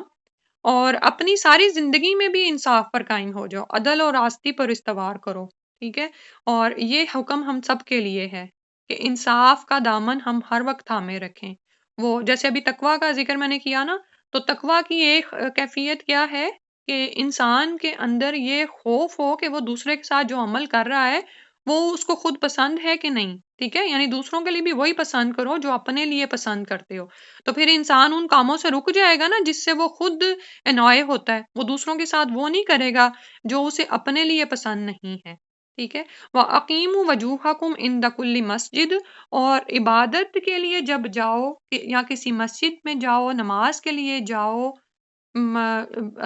تو قائم کرو اپنے چہروں کو ہر مسجد کے وقت، ٹھیک ہے؟ تو صرف اللہ سبحانہ و تعالیٰ کے لیے اپنی عبادت کو خالص کر لو، اسی کی طرف متوجہ ہو جاؤ۔ وجوہکم یعنی نہ صرف یہ کہ ظاہری طور پر اپنے چہروں کو اللہ کی طرف متوجہ کر لو، بلکہ باطنی طور پر بھی اپنے دلوں کو اللہ کی طرف حاضر کر لو، اسی کی خالص طور پر عبادت کرو، اس میں دوسروں کو شریک نہ بناؤ۔ اس میں آپ یہ دیکھیں نا کہ مشرکین مکہ پر یہ آیتیں نازل ہو رہی ہیں، وہ پس منظر یاد رکھیں کہ ایک تو اللہ کو چھوڑ کر دوسروں کو ساتھ میں شریک کر لیتے تھے، اللہ کے ساتھ شریک بناتے، پھر یہ کہ اللہ تعالیٰ کے احکامات کو تو مانتے نہیں، بلکہ جو چیزیں انہوں نے اپنے آباء و اجداد میں دیکھی تھیں ان کو اللہ کے نام لگا کے تو اس کو کیے جا رہے تھے، ٹھیک ہے؟ تو یہ فرمایا گیا کہ اللہ کے لیے اپنی عبادت کو خالص کر لو، اور وَادْعُوهُ مُخْلِصِينَ لَهُ الدِّينَ اسی کو پکارو، اسی کے لیے اپنے دین کو خالص کر لو، یعنی ریاکاری اور بناوٹ سے پاک کر لو اپنے دین کو، حنیف ہو جاؤ۔ کیا ہم حنیف ہیں؟ ہم میں سے ہر شخص سوچے۔ مثال کے طور پر جیسے ابھی نماز ہی کی بات ہو رہی تھی، آپ جانتے ہیں کہ نماز میں اگر آپ کا چہرہ قبلہ رخ سے ہٹ جائے تو آپ کی نماز باطل ہو جاتی ہے نا، ختم ہو جاتی ہے۔ ٹھیک ہے، اسی لیے اگر کبھی ضرورت بھی پڑ جائے، یعنی مثال کے طور پر صفیں درست کرنے کے لیے اگر آپ کو کوئی ہلا بھی دے تو یہ کوشش کیا کریں کہ دائیں بائیں سر کو نہ ہلا دیا کریں، ٹھیک ہے۔ اور باطنی طور پر بھی جب انسان اللہ اکبر کہہ دے تو سارے بتوں کو گرا دے۔ بت کون سے؟ ہم کوئی مٹی کے بتوں کو تو نہیں پوچھتے ہیں نا، ہم کون سے بت ہمارے؟ کبھی ہنڈیا کا بت ہوتا ہے، کبھی وہ نہ جل جائے، کبھی کسی شخص کا بت ہوتا ہے، کبھی کوئی ہمیں خیال آ رہے ہوتے ہیں۔ ان سارے خیالات کو جھٹک دیں۔ جب آپ کھڑے ہوتے ہیں نا نماز کے لیے اور وضو کے لیے جاتے ہیں تو اس وقت ہی اپنے دین کو خالص کرنا شروع کر دیں۔ ویسے تو 24 گھنٹے خالص کرنا چاہیے، لیکن ہم ظاہر ہے انسان ہیں، شعوری کوشش ہم کر سکتے ہیں۔ اور آپ یہ بھی یاد رکھیں کہ بعض اوقات ہم اس بات پہ بڑے پسمردہ ہو جاتے ہیں کہ میں تو بڑی کوشش کرتی ہوں لیکن نماز میں پھر بھی خیالات آتے رہتے ہیں، تو وہ تو شیطان اپنا کام کرتا ہے کہ اس ایک شیطان تو اسی پر ہی مقرر ہے کہ آپ کی نماز کو خراب کرے، لیکن دیکھا یہ جا رہا ہوتا ہے کہ شعوری طور پر آپ نے کتنی کوشش کی نماز میں اللہ کی طرف متوجہ رہنے کی، ٹھیک ہے؟ تو نماز کے لیے کھڑے ہوئے ہیں، وضو کر رہے ہیں تو بھی دھیان جو ہے وہ یہی ہو کہ میں نماز میں جا رہی ہوں، ٹھیک ہے؟ اور اس میں جیسے مختلف طرح کے وہ یوز کی جا سکتی ہیں ٹیکنیکس کے کون سی صورت مجھے اس وقت تلاوت کرنی ہے، کون سی نبی صلی اللہ علیہ وسلم پڑھتے تھے، اچھا میں اب سنتوں میں کون سی پڑھوں گی، بدل بدل کے۔ اور پھر خاص طور پر سورہ الفاتحہ جب پڑھ رہے ہوتے ہیں ہم تو اس کو شعوری طور پر پڑھا کریں۔ اور اس کا ایک طریقہ یہ بھی ہے، تھوڑا سا مشکل لمبا طریقہ ہے، کہ اس سورت کو پڑھتے سکھاتے سمجھتے رہیں۔ کسی بھی بچے کو پکڑ لیں، آؤ میں تمہیں ترجمہ سکھا دوں، وہ اس کا تو فائدہ ہوگا، آپ کا بڑا بھلا ہوگا، ٹھیک ہے؟ اور آپ کا بھلا کیا ہوگا کہ ایک تو یہ کہ وہ آپ کی ریپیٹیشن چلتی رہے گی، پھر نماز میں بھی آپ کو یاد آ رہا ہوتا ہے، اچھا میں نے الحمدللہ رب العالمین سکھائی تھی اس بچے کو، تو مجھے اب آپ فوکس کر رہے ہوتے ہیں کہ الحمدللہ، الحمدللہ مطلب کیا؟ رب العالمین، اہدنا الصراط المستقیم۔ تو یہ سب آپ جو ہے نا آپ کے اپنے لیے بڑا فائدہ، اور پھر یہ کہ جس بچے کو سکھائیے وہ آپ کے لیے صدقہ جاریہ بن جائے گا، ٹھیک ہے؟ تو دین کو خالص کیا جائے اور یہ شعوری کوشش کی جائے، ہم سب اپنے اپنے طور پر جو سا دیکھ سکتے ہیں کیسے کیا جائے۔ اور الدین کیا ہے؟ عبادت کا طریقہ ہے نا، کہ زندگی گزارنے کا طریقہ ہے، یہ سب اللہ کے لیے خالص ہو جائے اور اسی کو پکارو۔ تو اس کے ساتھ میں اب آپ کے دیکھیں کہ بات تو مشرکین مکہ کی ہو رہی ہے، لیکن ہمارا دین ایک تو یہ کہ یا تو اس طرح سے خالص نہیں ہوتا کہ جیسے بہت سی ہمیں چیزیں نظر آتی ہیں، قبروں پہ جانا، مجاور بننا، چڑھاوے چڑھانا، عبادت کے وہ طریقے جو اللہ کے لیے خاص ہیں وہ وہاں پر کرنا، ٹھیک ہے؟ طواف کرنا، ہر سال وہاں پہ نظر نیاز دینا، یا نعوذ باللہ قبر والوں سے مانگنا۔ اور دوسرا کیا ہے کہ دکھاوے کی نمازیں، وہ بھی ساری وہ بھی تو خالصانہ رہا دین، کہ آپ کسی کے لیے پڑھ رہے ہیں، بھئی اللہ الدین، اس کے لیے دین کو خالص کرنا ہے، اللہ رب العالمین کے لیے، کسی کو دکھاوے کے لیے تو نہیں پڑھنی ہے۔ جیسے سورۃ الماؤن میں آتا ہے کہ ویل ہے ایسے لوگوں کے لیے، ایسے نمازیوں کے لیے ہلاکت ہے جو اپنی نمازوں میں ریاکاری کرتے ہیں، نعوذ باللہ۔ کما بداکم تعودون، اب یہ یہاں پر جون سا نا ایک ڈراوا ہے کہ جیسے اس نے تمہیں پیدا کیا ہے نا پہلی دفعہ، ویسے ہی تم لوٹو گے، ویسے ہی لوٹا دیے جاؤ گے۔ یعنی تم یہ سمجھتے ہو جیسے مشرکین مکہ کہتے تھے کہ ہم جب ہڈیاں ہو جائیں گے تو کیسے اٹھائے جائیں گے؟ نہیں، اللہ سبحانہ و تعالیٰ جب تمہیں پہلی دفعہ پیدا کر سکتا ہے تو وہ دوبارہ بھی تمہیں اس میں لوٹائے گا، وہ اس بات پر پوری قدرت رکھتے ہیں۔ اور پھر وہاں پر جب تم لوٹائے جاؤ گے تو اعمال کی جزا و سزا کا اختیار بھی پورا اللہ سبحانہ و تعالیٰ کے پاس ہے۔ جیسے اکیلے دنیا میں آئے تھے ویسے ہی اکیلے اس کی طرف لوٹو گے اور اپنے عمل کا بدلہ پاؤ گے۔ پھر فرمایا فریقن ہدا و فریقن حق علیہم الضلالہ، کردار دو ہیں، ایک تو وہ ہے جس کو اللہ نے ہدایت دی، فریقن ایک گروہ کو ہدا اس نے ہدایت دی، و فریقن اور ایک گروہ کو حقہ چسپا ہو گئی یعنی ثابت ہو گئی، علیہم ان پر، الضلالۃ گمراہی، انہم بے شک وہ، اتخذوا انہوں نے بنا لیا ہے، الشیاطین شیطانوں کو، اولیاء سرپرست، من دون اللہ اللہ کے سوا، وَيَحْسَبُونَ اور وہ سمجھتے ہیں، انہم مہتدون کہ وہ بے شک ہدایت پانے والے ہیں، نعوذ باللہ من ذالک، یعنی سیدھی راہ سے بھٹ گئے اور ساتھ میں واپس بھی نہیں آ سکتے کہ وہ تو سمجھتے ہیں کہ ہم راہ پر ہیں۔ اب یہاں پر بتا دیا گیا، اب پیچھے سے پورا آدم و حوا اور شیطان کا واقعہ دہرا لیں کہ جب زمین پر اتارا گیا ہے تو فرمایا گیا کہ تم دونوں آپس میں دشمن ہوں گے۔ اب دشمن کون کون ہے؟ ایک وہ جو حق کی راہ پر چلیں گے، دوسرے وہ جو باطل کی راہ پر چلیں گے، ٹھیک ہے؟ ایک وہ ہے جو آدم علیہ السلام کی پیروی میں رہیں گے، دوسرا وہ ہے جو شیطان کی پیروی میں پڑ جائے گا، ٹھیک ہے؟ اور دونوں میں فرق کیا ہے؟ شیطان نے تکبر کیا تھا، وہ اللہ کا فرما بردار نہیں تھا، اس نے واضح طور پر اللہ تعالیٰ کے حکم کی نافرمانی کی۔ اور آدم علیہ السلام سے غلطی ہوئی بھول کر، لیکن اس کے باوجود انہوں نے اعتراف کیا، اس غلطی کو مانا، اس کا ذمہ کسی دوسرے کے حق پر نہیں رکھا، کسی کے ذمے نہیں لگائی وہ غلطی، ٹھیک ہے۔ اور یہ میں بار بار کہتی ہوں نا کہ جب ہم سے کوئی غلطی ہو جائے نا تو ہم اپنا معاملہ اللہ کے ساتھ صاف کریں، ہم یہ نہ بیچ میں خود کو تسلیاں اور دلاسے دیں کہ چونکہ فلاں نے میرے ساتھ یہ کیا نا تو میں نے ایسا کر دیا، یہ متکبرانہ، یہ شیطانی فعل بن جاتا ہے، کیونکہ یہ ہوتا ہے کہ آپ کو آپ کی غلطی گھیر لیتی ہے۔ آپ کو اس بات سے مطلب نہیں ہونا چاہیے کہ دوسرے نے کیا کیا اور وہ اللہ سے کیا پائے گا، آپ اپنا معاملہ اللہ سے کلیئر کریں۔ تو ایک وہ گروہ ہے جو کہ ہدایت پا گیا اور دوسرا وہ ہے جس پر گمراہی چسپاں ہو گئی، یعنی اب کیا ہے، چسپاں ہونے کا مطلب یہ ہے کہ جو شیطان کا حال ہے کہ اس کا انجام جہنم ہے، تو یہ بھی وہیں پر جانے والے ہیں، ان پر گمراہی چسپاں ہو گئی، انہوں نے شیطانوں کو ہی اپنے دوست بنا لیا اللہ کو چھوڑ کر، اور شیطانوں کو اپنا ولی سرپرست بنانا کیا ہے کہ ان کی باتوں کو ماننا، ٹھیک ہے۔ کہ جیسے ابھی پیچھے مشرکین مکہ کو کہا جاتا کہ ان باتوں سے رک جاؤ، تو کہتے ہیں ہمارے آباء و اجداد کو یہ حکم دیا، حالانکہ آباء و اجداد کو بہکایا شیطانوں نے، اور وہ اس بات کو اللہ پر لگاتے تھے، جیسے یحسبون انہم مہتدون، اب حالت کیا ہے ان کی کہ وہ یہ سمجھتے ہیں کہ وہ ہدایت پانے والے ہیں، انہیں یہ لگتا تھا کہ وہ تو سیدھے ہی راہ پر ہیں، نعوذ باللہ۔ اور دنیا میں بھی ایسے ہوتا ہے نا کہ بعض اوقات آپ لوگوں کو سمجھاتے ہیں لیکن وہ ان کو لگ رہا ہوتا ہے ہم تو خود بڑے ہدایت یافتہ ہیں۔ تو انسان کو اطمینان کر کے کسی راہ کی پیروی کرنی چاہیے کہ جس راہ پہ میں چل رہا ہوں کیا اس کی کوئی سند ہے، کیا اللہ سبحانہ تعالیٰ کی طرف سے کچھ ایسی بات اتری ہے کہ میں اس راہ کی اندھا دھند پیروی کر رہا ہوں، یا یہ کہ صرف دیکھا دیکھی کسی کو دیکھ کر اس راہ پر اندھا دھند بڑھے چلے جا رہا ہوں۔ اور پھر یہ کہ ایسے لوگوں کو گمان کیا ہو جاتا ہے کہ ہم تو خود ہی بڑے ہدایت یافتہ ہیں، تو پھر جب ایسے لوگ جب یہ سوچتے ہیں تو ظاہر ہے پھر وہ ہدایت کی بات کیا لیں گے۔ جیسے ابھی بدعات ہی کی ذکر ہو رہا تھا، گناہ سے واپس آنا آسان ہوتا ہے کیونکہ انسان کو پتا ہوتا ہے کہ وہ سوچتا ہے کہ میں یہ غلط کام کر رہا ہوں، آخر کبھی اللہ تعالیٰ اس کو توفیق دے دیتے ہیں، وہ پلٹ ہی آتا ہے۔ لیکن جو بدعات کو نیکی کا کام سمجھ کے کر رہا ہے اس کو کون ہدایت دے گا، ٹھیک ہے، وہ تو یہی سوچے گا کہ میں تو بالکل صحیح کام کر رہا ہوں، نعوذ باللہ من ذالک۔ اللہ سبحانہ تعالیٰ سے ہم ہدایت کی دعا مانگتے رہیں بس۔ پھر اگلی آیت میں فرمایا يا بني آدم خذوا زينتكم عند كل مسجد وكلوا واشربوا ولا تسرفوا إنه لا يحب المسرفين۔ یا بنی آدمہ، اے بنی آدم، خذو پکڑو، زینتکم اپنی زینت کو، عند کل مسجد ہر مسجد کے وقت یعنی نماز کے وقت، وکلو اور کھاؤ، وشربو اور پیو، ولا تسرفو اور نہ تم اسراف کرو، انہو بے شک وہ یعنی اللہ سبحانہ وتعالی، لا یحب المسرفین نہیں پسند کرتا حد سے بڑھنے والوں کو،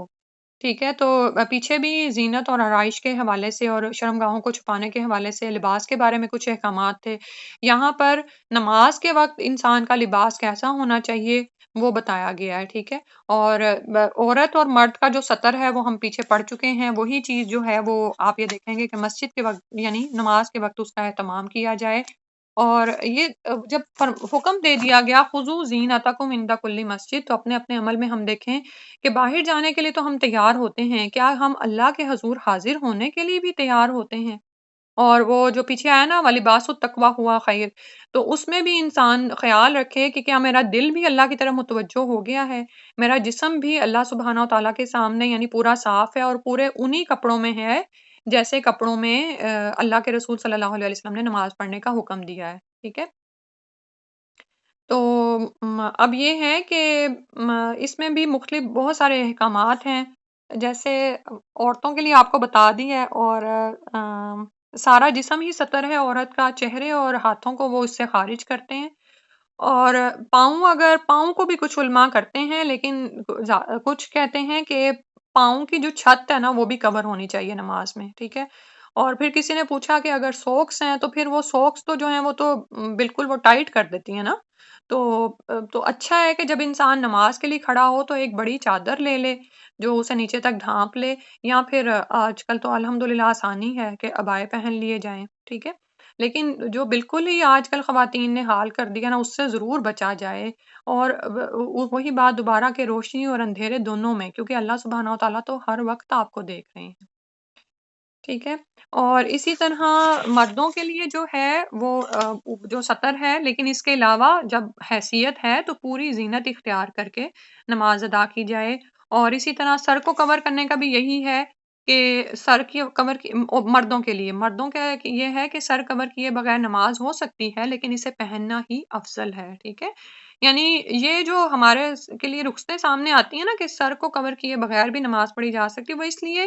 کہ آپ یہ دیکھیں کہ رسول صلی اللہ علیہ وسلم کے زمانے میں کس کے پاس دو کپڑے ہوتے تھے؟ ایک ہی کپڑا ہوتا تھا، بعض اوقات اس کو نیچے والا حصہ ڈھانپتے تھے تو اوپر تک کور نہیں ہوتا تھا، صحیح ہے؟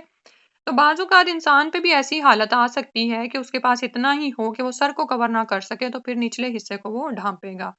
ٹھیک ہے؟ تو لیکن یہ ہے کہ بعض اوقات جب ہمارے سامنے ایسے احکامات اور رخصتیں اور یہ ساری چیزیں اکٹھی آ رہی ہوتی ہیں، تو چونکہ وہ شرع صدر نہیں ہوا ہوتا، یا پھر یہ ہے کہ شیطان ہمیں وسوسے ڈالتا ہے، تو ہم دین سے ہی وہ بدظن ہونے لگتے ہیں کہ یہ کیا ہے، کوئی کچھ کہتا ہے، کوئی کچھ کہتا ہے۔ تو اس کے لیے کس چیز کی ضرورت ہے کہ انسان اپنے علم کو بڑھائے۔ کیا ہمارے پاس اتنا وقت نہیں ہے کہ ہم تھوڑا سا وقت لگا کے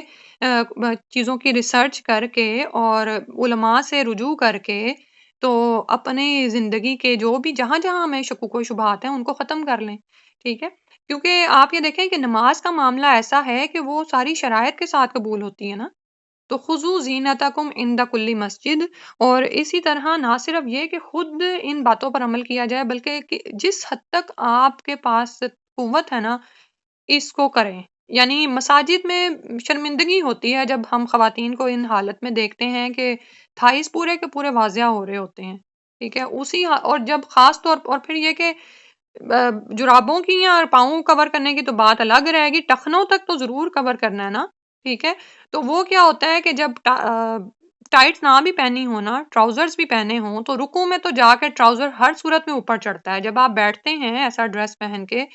تو تب بھی آپ جانتے ہی ہیں ٹراؤزر اوپر چلا جاتا ہے تو آدھی آدھی پنڈلی نظر آنا شروع ہو جاتی ہے۔ سجدے میں بھی یہی صورتحال بنتی ہے، نعوذ باللہ من ذالک۔ تو یہاں تو یہ ہو نا کہ انسان کے پاس ہو نا، جب ہے تو پھر کیوں انسان ایسے کر رہا ہے کہ جس اللہ کے سامنے حاضر ہو رہا ہے اس کے سامنے کھڑے ہونے کا اس کو ادب ہی نہیں ہے، نعوذ باللہ۔ پھر فرمایا وَكُلُوا وَاشْرَبُوا، اور یہاں پر جو ہے نا کھانے اور پینے کا حکم دیا گیا ہے۔ اب یہ حکم انسان کو بڑا پسند آتا ہے، اللہ نے کہا ہے کھاؤ پیو، جو بھی حلال چیزیں ہیں ان کو کھاؤ، حرام سے بچو بس۔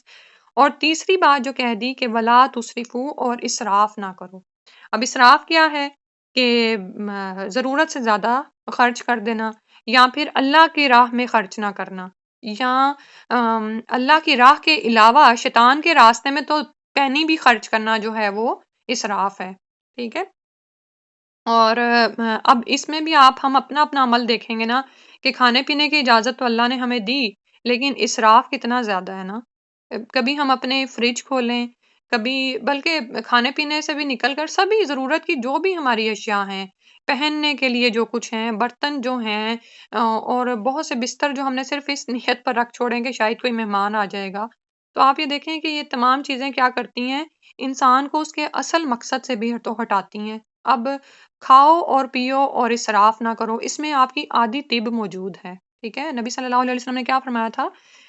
کہ جب بہت زیادہ بھوک لگے تو کھاؤ، اور جب تھوڑی سی بھوک باقی ہو تو کھانے سے ہاتھ روک لو۔ اگر ہم اس حکم پر عمل کریں تو ہمیں پیٹ کے مسائل ختم ہو جائیں، اور ہمارا وضو کیسے برقرار رہے، اور کیسے ہم خشوع کے ساتھ آرام سے نمازیں پڑھیں، ٹھیک ہے؟ لیکن ہم میں سے کتنے ہی لوگ ہیں جنہیں یہی بیماریاں ہیں، حالانکہ علاج جو ہے وہ قرآن میں ہی بتا دیا گیا ہے۔ یہ چھوٹی سی جو آیت کا یہ جو چھوٹا سا حصہ ہے نا، یہی ساری طب ہے کہ اگر ہم اسراف نہ کریں، کھائیں اور پیئیں۔ اب روکا نہیں جا رہا، بعض اوقات کچھ لوگ جو ہیں وہ زہد کے نام پر خود کو کھانے پینے سے روک لیتے ہیں، حالانکہ ہمیں تو زہد عطا کر دیا گیا۔ زہد کیا ہے ہمارا؟ سال میں 1 مہینے کے روزے رکھنا، یا پھر ایام بیس کے روزے رکھ لو، پیر جمعرات کا روزہ رکھ لو۔ لیکن ڈائٹنگ اور یہ کہ خود کو بلا وجہ جو ان سے تقوی کے نام پر اچھے کھانے سے اچھے پینے سے روک لینا، وہ بھی منع ہے، ٹھیک ہے؟ یعنی اعتدال کی راہ اختیار کی جائے، کھانے اور پینے کا حکم دیا گیا اور اسراف سے روکا گیا۔ کھانے پینے میں اسراف یہ بھی ہے کہ رسول صلی اللہ علیہ وسلم کی حدیث کا مفہوم ہے کہ مومن ایک آنت میں کھاتا ہے اور منافق 7 آنتوں میں کھاتا ہے۔ اب آپ جانتے ہیں کہ جسم میں 7 ہی ہوتی ہیں نا، کہ ہر آنت سے کھانا گزر کے نیچے پہنچتا ہے، ٹھیک؟ تو اب جب 7 آنتوں کو بھر لیا جاتا ہے تو ہضم کی تو جگہ ہی نہیں چھوڑی جاتی، نہ ہوا لینے کی چھوڑی جاتی ہے، نہ اس کو یعنی ہضم کرنے کے لیے پانی کی جگہ چھوڑی جاتی ہے، تو پھر کیا صورتحال ہوگی؟ اسی طرح یہ بھی کہا گیا کہ مومن 1 آنت میں پیتا ہے اور منافق 7 آنتوں میں پیتا ہے، ٹھیک ہے؟ اب ہمارے ہاں کیا صورتحال ہے اور اس چیز کو آرام سے سپریٹ کر دیا جاتا ہے۔ یہ آیت کا یہ حصہ تو نہیں سپریٹ کیا جاتا، لیکن عموماً 8 گلاس پانی پینا صحت کے لیے بہت اچھا ہے۔ بھائی کس نے کہا آپ کو کہ یہ اچھا ہے؟ کیا سب کے لیے اچھا ہو سکتا ہے؟ یعنی صرف 8 گلاس پانی پینے کے چکروں میں ہم صبح سے شام تک خود کو ہلکان رکھیں اور بار بار واش روم کے چکر لگائیں اور ہمارے گردوں کو ایکسٹرا ورک کرنا پڑے۔ یعنی ہر بندے کی طبیعت اور مختلف ہوتی ہے، جب پیاس لگے یا تو پانی پیو، جب بھوک لگی ہے تو کھانا کھاؤ۔ تو لیکن اب ان چیزوں کو کتنا زیادہ میڈیکل کے نام پر پھیلا دیا گیا ہے، بغیر یہ سوچے سمجھے کہ بھئی اگر کسی بندے کو نہیں اتنے پانی کی ضرورت، یا وہ کسی ایسے علاقے میں رہ رہا ہے جہاں پہ آلریڈی بہت زیادہ ٹھنڈک یا ایسی چیز ہے، تو پھر وہ کیا کرے؟ تو قرآن بس اتنے انسان حکم کو لے لے اور خود اپنی حالت اور کیفیت کو دیکھے۔ اللہ تعالیٰ نے انسان کو بھی تو عقل اور شعور دیا ہے نا، کہ کلو وشربو ولا تسرفو انہ لا یحب المسرفین، کہ بے شک اللہ تعالیٰ مسرفین کو یعنی حد سے بڑھنے والوں کو پسند نہیں کرتا، اور یہ جو حد سے بڑھنے والے نا، فضول خرچی کرنے والے ہیں، یہ دراصل شیطان کے بھائی ہیں، ٹھیک ہے؟ اور ہر کام میں اسراف سے روکا گیا ہے۔ صدقہ میں بھی اسراف نہ کرو کہ پھر تم خود محتاج ہو کر رہ جاؤ، اور ناحق خرچ نہ کرو، اور راہ الہی سے روکنا جو ہے اسراف ہے۔ اور دوسری طرف یہ بھی یاد رکھیں کہ کم کھانا بھی منع ہے، کہ آپ نہ تو حقوق اللہ کے قابل رہیں، یا یعنی نہ تو آپ کھڑے ہو کے نماز ادا کر سکیں اور نہ ہی آپ بندوں کے حقوق پورے کر سکیں، ٹھیک ہے؟ اور ایک اور چیز ہے کہ اگر انسان بہت زیادہ کھاتا پیتا ہے نا، تو وہ بہت زیادہ سوتا پیتا بھی ہے، سوتا بھی ہے، اور وہ کیا ہے؟ وہ انسان کو غفلت میں ڈالتا ہے۔ اس اس غفلت کی وجہ سے، بہت زیادہ کھانے پینے کی وجہ سے کیا ہوتا ہے؟ آپ کی ساری توانائیاں اس کھانے کو ہضم کرنے میں اور واش روم میں جانے میں صرف ہو جاتی ہیں، ٹھیک ہے؟ تو اس سے انسان بہت ساری چیزوں سے محروم ہوتا ہے، مثلاً توجہ کی کمی ہو جاتی ہے، اللہ تعالیٰ سے مناجات کی حلاوت سے محرومی ہو جاتی ہے۔ جب آپ بہت زیادہ کھا پی لیتے ہیں نا، تو مخلوق پر شفقت سے محروم ہو جاتے ہیں، کیونکہ آپ کا اپنا پیٹ تو بھرا ہوا ہے، آپ کو کیا دوسرے کیا جو بھی کریں۔ عبادت ثقیل ہو جاتی ہے، جب پیٹ بہت بھرا ہوتا ہے نا، تو رکوع سجود ہی مشکل ہو جاتے ہیں۔ اور جب انسان بہت کھاتا پیتا اور سوتا ہے نا، تو خواہشات بڑھتی چلی جاتی ہیں، یعنی آگے سے آگے اور کی اور پڑ جاتی ہے۔ یعنی یہ جو کہا گیا نا کہ تھوڑی بھوک باقی ہو تو کھانے سے ہاتھ روک لو، لیکن آپ نے دیکھا ہوگا کہ اب جب آپ زیادہ کھا لیتے ہیں نا، تو پھر اس کو ہضم کرنے کے لیے بھی اور آگے سے آگے چیزیں کھا رہے ہوتے ہیں، تو پھر اس وقت خود کی خود ہی پکڑ کیا کریں کہ مجھے اسراف نہیں کرنا ہے، کیونکہ اسراف کو اللہ تعالیٰ پسند نہیں کرتے ہیں۔ پھر اس کے بعد فرمایا قل من حرم زینة اللہ التي أخرج لعباده والطيبات من الرزق قل هي للذين آمنوا في الحياة الدنيا خالصة يوم القيامة كذلك نفصل الآيات لقوم يعلمون۔ قل کہہ دیجئے، من کس نے، حرما حرام کیا، زینت اللہ اللہ کی زینت کو، اللہ تی وہ جو اخرجا اس نے نکالی، لی عبادی اپنے بندوں کے لیے، والطیباتی اور پاکیزہ چیزیں، من الرزق کی رزق میں سے، قل کہہ دیجئے، ہیا وہ، للذین ان لوگوں کے لیے ہیں، آمنو جو ایمان لائے، فی الحیات دنیا دنیا کی زندگی میں، خالصتاً خالص طور پر، یعنی خاص کرتے ہوئے، یوم القیامتی قیامت کے دن، کذالک اسی طرح، نفصلو ہم بیان کرتے ہیں، الآیاتی آیات، لقومی یعلمون اس قوم کے لیے جو علم رکھتے ہیں۔ تو اللہ سبحانہ و تعالیٰ نے اب یہاں پر ایک طرح سے ڈانٹ کے انداز میں پوچھا ہے کہ ان سے پوچھو، کہہ دو کہ کس نے حرام کیا ہے اللہ کی زینت کو، جو اللہ تعالیٰ نے اپنے بندوں ہی کے لیے نکالی ہے، زمین سے اور رزق میں سے طیبات چیزیں، یعنی سب کی سب طیب چیزیں، پاکیزہ چیزیں اللہ تعالیٰ نے حلال کی ہیں، تو انسان خود سے ان کو کیوں حرام کرے؟ کس نے حرام کیا؟ پوچھو ان سے کہ ان کے مشرکوں نے، یعنی جن کی یہ اللہ کو چھوڑ کر عبادت کرتے ہیں اور حلال و حرام میں ان کو اپنا سرپرست مانتے ہیں۔ اللہ تعالیٰ نے تو لباس، زینت، کھانے پینے کی سب حلال چیزیں اپنے بندوں کے فائدہ اٹھانے کے لیے پیدا کی گئی ہیں۔ تو ایون یہ کہ وہ لوگ جو کہ تقوی کے نام پر زہد کو اختیار کرتے ہوئے گندے کپڑے پہنتے ہیں، پیوند لگے پہنتے ہیں، تھوڑی خوراک کھاتے ہیں، دنیا کی لذتوں کو ترک کر دیتے ہیں، راتوں کو ریاستیں کرتے ہیں، سوتے نہیں ہیں، نکاح نہیں کرتے، ٹھیک ہے، کہ یہ ان کی روحانی ارتقاء میں رکاوٹ کا باعث ہے، تو ایسے روحانی ارتقاء کی اسلام میں گنجائش نہیں ہے، ٹھیک ہے۔ جیسے ابھی بتایا ہے کہ اگر آپ نے ڈائٹنگ کرنی ہے تو آپ کو روزے دیے گئے ہیں، اسی طرح اگر آپ نے جو ہے جنگلوں میں نکلنے کا شوق ہے تو اعتکاف ہے، ٹھیک ہے۔ عورتیں بھی آپ یہ دیکھیں کہ اگر ہم باقاعدہ اس طرح کا مصنون اعتکاف نہیں کر سکتی تو تہجد کے وقت انسان اٹھے اتنا ہی جتنا کہ مسنون ہے، لیکن اس سے آگے نہ بڑھے کہ صبح کے اس کی فرض نماز بھی جائے اور جو ہیں اس کے بچے بھی اس راستے پر متاثر ہوں، ٹھیک ہے۔ تو اللہ سبحانہ و تعالیٰ نے جو چیزیں پیدا کی ہیں نا بندوں کی زینت کے لیے، ان کو ان کے فائدے کے لیے، تو اس کو انسان استعمال کرے۔ قُلْ هِيَ لِلَّذِينَ آمَنُوا فِي الْحَيَاةِ الدُّنْيَا، یہ تو دنیا میں خالصتاً مومنوں کے لیے ہیں، اور یوم القیامہ، قیامت کے دن بھی ان کے لیے خاص ہوگی۔ اسی طرح سے ہم بیان کرتے ہیں آیتیں اس قوم کے لیے جو علم رکھتے ہیں۔ اچھا، اس میں آپ کو وہ حدیث یاد ہوگی نا کہ سیدنا انس رضی اللہ عنہ سے روایت ہے کہ 3 آدمی نبی اکرم صلی اللہ علیہ وسلم کی ازواج کے پاس آئے تھے تاکہ ان کی عبادت کا حال پوچھیں۔ تو جب انہوں نے وہ احوال پوچھے تو انہوں نے اس عبادت کو کم جانا، اور انہوں نے کہا کہ آپ تو نبی ہیں اور آپ کی اگلی پچھلی ساری لغزشیں معاف ہو چکی ہیں، تو میں تو روزے رکھوں گا راتوں کو۔ ایک کہنے لگا میں عورتوں سے علیحدہ ایک کہنے لگے کہ میں راتوں کو عبادت کروں گا، اور ایک کہنے لگے میں روزے رکھا کروں گا، اور ایک کہنے لگے کہ میں عورتوں سے الگ رہوں گا۔ تو جب رسول صلی اللہ علیہ وسلم کو ان چیزوں کی خبر دی گئی تو آپ اس بات پر ناراض ہوئے، اور آپ نے فرمایا کہ جس شخص نے میری سنت سے بے رغبتی کی اس کا مجھ سے کوئی سروکار نہیں ہے، ٹھیک ہے۔ تو اللہ سبحانہ و تعالیٰ کی دی ہوئی نعمتوں سے فائدہ اٹھانا ہی اللہ تعالیٰ کو پسند ہے، اور دنیا میں تو اللہ تعالیٰ مومنوں اور کافروں سب کو رزق دیے جا رہے ہیں نا، لیکن آخرت، بلکہ بعض اوقات کیا ہوتا ہے کہ اللہ تعالیٰ اپنے نافرمان بندوں کو زیادہ عطا کر رہے ہوتے ہیں، ٹھیک ہے، کہ وہ بغی میں آگے بڑھتے ہی چلے جاتے ہیں، لیکن قیامت والے دن آخرت کی نعمتیں صرف اللہ تعالیٰ کے فرما بردار بندوں ہی کے لیے ہوں گی، ٹھیک ہے۔ یعنی جنت جو ہے اور جنت کی نعمتیں کافروں پر حرام ہیں۔ تو اللہ تعالیٰ فرما رہے ہیں کہ ہم کھول کھول کر بیان کرتے ہیں آیتوں کو اس قوم کے لیے جو کہ علم رکھتے ہیں، تو ہمیں یہ دیکھنا چاہیے کہ کیا ہم لوگوں کی باتوں میں آ کر حلال کو اپنے اوپر حرام ٹھہرا لیتے ہیں اور حرام کو حلال ٹھہرا لیتے ہیں، تو یہ بھی دراصل اللہ تعالیٰ کے حکموں میں کسی کو شریک کرنا نا، شرک کی ایک ٹائپ ہو جاتی ہے۔ پھر آگے فرمایا قل إنما حرم ربي الفواحش ما ظهر منها وما بطن والإثم والبغي بغير الحق وأن تشركوا بالله ما لم ينزل به سلطانا وأن تقولوا على الله ما لا تعلمون۔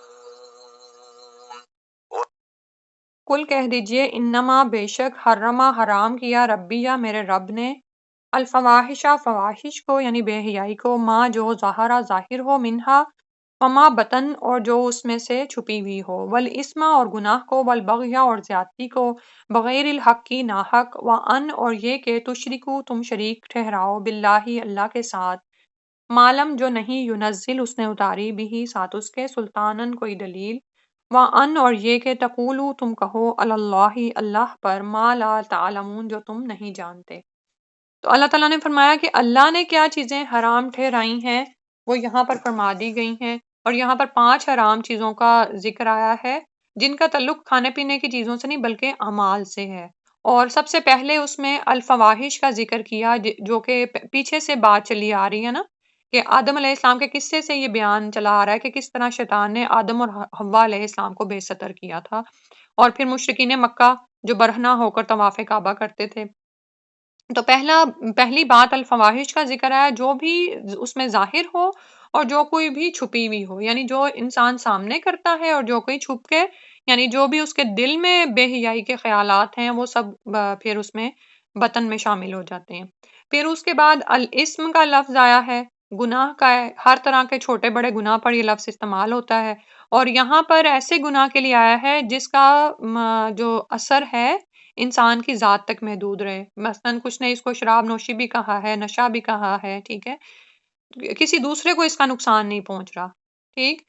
کیونکہ آگے اس کے ساتھ ہی البغیہ کا لفظ آ گیا، بغیر الحق کی ناحق، بغی کا مطلب ہوتا ہے زیادتی کرنا، سرکشی کرنا کسی دوسرے پر، تو ناحق زیادتی سے مراد وہ گناہ ہے جس سے دوسروں کے حقوق تلف ہو رہے ہیں، ٹھیک ہے، اور پھر وَأَن تُشْرِكُوا بِاللَّهِ مَا لَمْ يُنَزِّلْ بِهِ سُلْطَانًا، اور پھر یہ کہ تم شریک کرو اللہ کے ساتھ جس کی تمہارے پاس کوئی دلیل نہیں، جس کی اللہ نے کوئی دلیل نہیں نازل کی ہے، تو شرک تو تمام حرام کاموں میں سر فہرست ہے، تو کیونکہ اور شرک ہے کیا؟ اللہ کی عبادت میں کسی کو شریک ٹھہرانا، اور عبادت میں وہ استعانت اور پھر سب کچھ ہی اس میں آ جاتا ہے، ٹھیک ہے، یہاں یہ کہ اللہ تعالیٰ کے اختیارات میں شریک ٹھہرانا کسی کو، اور اس سے آگے بڑھ کر کیا ایک اور جو جس کام سے روکا گیا، وَأَن تَقُولُوا عَلَى اللَّهِ مَا لَا تَعْلَمُونَ، یہ جو ہم پیچھے پڑھ آئے ہیں کہ مشرکین مکہ کیا کرتے تھے کہ جو باتیں اللہ نے نہیں فرمائی وہ اللہ کے ذمے لگاتے تھے، واللہ ہمارا نا بہا، ابھی جو گزرا ہے آیت میں، ٹھیک ہے، تو مشرکین بھی اس میں شامل ہیں، اور آج کے دور کی مثال بھی ہے کہ بہت سی بدعات کو اس لیے اختیار کر لیتا ہے انسان کہ اس کو دین کا حصہ سمجھتے ہیں، اور وہ اس کو اس طرح سے کرتے ہیں کہ جیسے یہ اللہ نے ان پر واجب کر دیا، نعوذ باللہ۔ اب یہ دیکھیں کہ وہ سننے میں آ رہا تھا کہ یہ جو عید میلاد النبی ہے اس پر گائے بکرے بھی قربان کیے جاتے ہیں، نعوذ باللہ من ذالک، اور گھروں کو سجایا جاتا ہے، اور رات کو مہندیاں بھی لگ رہی ہوتی ہیں، صبح نمازیں بھی پڑھی جا رہی ہیں، تو اس پہ پیچھے ہے کیا؟ وہ ان کا یقین ہے کہ یہ اللہ نے یہ کہا ہے، نعوذ باللہ من ذالک، وَأَن تَقُولُوا عَلَى اللَّهِ مَا لَا تَعْلَمُونَ، ایسی باتیں اللہ کے ذمہ لگاتے ہو جو تم نہیں جانتے ہو۔ اور پھر یہاں پر یہ جو بغی کا لفظ ہے نا، بغی کا یاد رکھیں کہ اس کا بدلہ انسان دنیا میں بھی پاتا ہے، یعنی اگر ناحق انسان کسی پر ظلم کر رہا ہے نا، تو ظلم اور قطع رحمی ایک ایسی چیزیں ہیں کہ دنیا میں انسان بدلہ پا لیتا ہے، کیونکہ اب یہ نہ کوئی اس میں سمجھے کہ کوئی بادشاہ ہی ہے جو کسی جگہ پر سرکشی کر رہا ہوگا، ہم بھی اس میں شامل ہیں نا، بعض اوقات اپنے ہی ہمسایوں کے ساتھ، اپنے رشتہ داروں کے خلاف انسان کیسے کیسے چالیں چل جاتا ہے، نعوذ باللہ، اور قیامت کے دن ایسے ظالم لوگ سب سے زیادہ مفلس ہوں گے، بڑی بڑی نیکیاں کر کے آئے ہوں گے لیکن ان کی نیکیاں مظلوم لے جائیں گے، استغفر اللہ۔ اور اب یہ جو سارے گناہ بتائے گئے ہیں نا، اس میں ظاہری بھی ہیں، باطنی بھی ہیں، فواحش بھی ہیں، جیسے قوم لوط ہے، وہ بھی ایک فاحشہ میں مبتلا تھی نا، ایک بے حیائی میں مبتلا تھی، اسی طرح فاسد نکاح بھی اس میں شامل ہے، اور جو دل کے گناہ ہیں اس میں تکبر، خود پسندی، ریاکاری، نفاق ہے، اور جو فحاشی کی جو چیزیں ہیں نا اس میں اعمال بھی اور گفتگو بھی شامل ہے، فحش گفتگو سے بھی منع کیا گیا ہے، ٹھیک ہے، تو اس میں آپ یہ دیکھیں کہ کبھی بھی آپ کے موبائل پر کوئی ایسی فحش چیز آ جائے جو شوبز سے متعلق ہے، یا تو صرف اس کو شیئر کرنے کے نام پر بھیج نہ دیا کریں، اس کو وہیں پہ روک لیا کریں، کیونکہ وہ انتشی الفاحشہ میں شامل ہو جائے گی کہ آپ بے حیائی کو پھیلانے والے بن گئے، چاہے وہ ایک حقیقت ہی ہو، چاہے وہ آپ کے کسی مسلم ملک کی بات ہو کہ فلاں ملک میں یہ ہو رہا تھا، بھئی اگر وہ بے حیائی کی بات ہے تو اس کو نہیں پھیلانا، اس میں بات ہی نہیں کرنی ہے، ٹھیک ہے، اور اس میں وہ جو سورہ نور میں عائشہ رضی اللہ عنہ کی برات میں 10 آیات اتری نا، ان کو ہمیشہ اپنے سامنے رکھا کریں کہ ایسی باتوں کو زبان پر لانے سے بھی روکا گیا ہے، تو ہم کیسے آرام سے ایسی چیزیں شیئر ہوتے ہوتے کہاں کہاں پہنچ جاتی ہیں، ٹھیک ہے، اول تو آپ اپنا امیج ہی ایسا بنا لیں کہ کوئی آپ کو ایسی فواحش کی چیزیں بھیجے ہی نہ، اور جو بھیجتے ہیں ان کو آپ منع بھی کریں، اور کیونکہ یہ دیکھیں یہاں پر ان کو حرما، بڑے بڑے یہ چیزیں ہیں، گناہ ہیں جن سے اللہ سبحانہ وتعالیٰ نے روکا ہے۔ پھر اگلی آیت میں فرمایا وَلِكُلِّ أُمَّةٍ أَجَلٌ فَإِذَا جَاءَ أَجَلُهُمْ لَا يَسْتَأْخِرُونَ سَاعَةً وَلَا يَسْتَقْدِمُونَ۔ وَلِكُلِّ، اور واسطے ہر امت کے لیے، اجلن ایک مہلت ہے، فائزہ پھر جب آ جاتا ہے، اجلہم ان کی مہلت کا وقت، ان کی مقررہ مدت، لا یستاخرون نہیں وہ دیر کر سکتے ہیں ساعت گھڑی، ولا اور نہ یستقدمون وہ آگے بڑھ سکتے ہیں، تو یہاں پر اللہ تعالیٰ نے فرما دیا کہ ہر امت کے لیے ایک وقت مقرر کیا گیا ہے کہ جب ان کا وہ وقت آ جاتا ہے تو نہ تو وہ اس گھڑی کو سے دیر ہو سکتے ہیں، یعنی یہ نہیں ہو سکتا کہ وہ اس سے آگے گزر جائیں اور وہ گھڑی نکل جائے، ولا یستقدمون، نہ ہی اس سے وہ آگے بڑھ سکتے ہیں۔ تو دونوں ہی صورتوں میں وہ آگے پیچھے نہیں ہو سکتے، بلکہ جو وقت ان کا مقرر ہے اسی وقت پر ان کی مہلت ختم کر دی جاتی ہے، ٹھیک ہے۔ اور یہ نہ صرف امتوں کے ساتھ ہوتا ہے بلکہ انسانوں کا بھی یہی معاملہ ہے، اور اس حقیقت کو اللہ تعالیٰ نے ان الفاظ میں بیان فرمایا کہ جب کسی قوم کے گناہوں کا ڈول بڑھ جاتا ہے نا تو یہی وقت دراصل اس کی تباہی کا ہوتا ہے، اور اس کا تعلق مدت یا عرصے سے نہیں ہوتا بلکہ جو کچھ فساد وہ زمین میں کر رہے ہوتے ہیں اور گناہوں کی رفتار پر ہوتا ہے۔ کیونکہ ابھی میں نے جیسے آپ کو پیچھے بتایا نا کہ البغی جو ہے نا، یا زمین پر ظلم کرنا ہے یا صلہ رحمی یعنی نہ کرنا، قطع رحمی کرنا، یہ ایسے گناہ ہیں کہ دنیا میں ہی انسان ان کا بدلہ پا لیتا ہے، آخرت میں تو پائے گا ہی، ٹھیک ہے۔ تو آپ یہ دیکھیں کہ انصاف پر جو حکومت قائم نہ ہو، چاہے وہ مسلم حکومت ہو، وہ گرا دی جاتی ہے، ٹھیک ہے۔ آپ نے اس کی مثالیں آج بھی دنیا میں آپ دیکھتے ہیں، اور انصاف پسند غیر مسلم حکومتیں بھی بڑا عرصہ نکال جاتی ہیں۔ تو اللہ کی طرف سے یہ سب کچھ ہو رہا ہوتا ہے کہ جب کوئی شخص بغی اور سرکشی میں حد سے بڑھ جاتا ہے تو پھر ان کی جب مدت آتی ہے، جب اللہ کی طرف سے پکڑ کا وقت آتا ہے،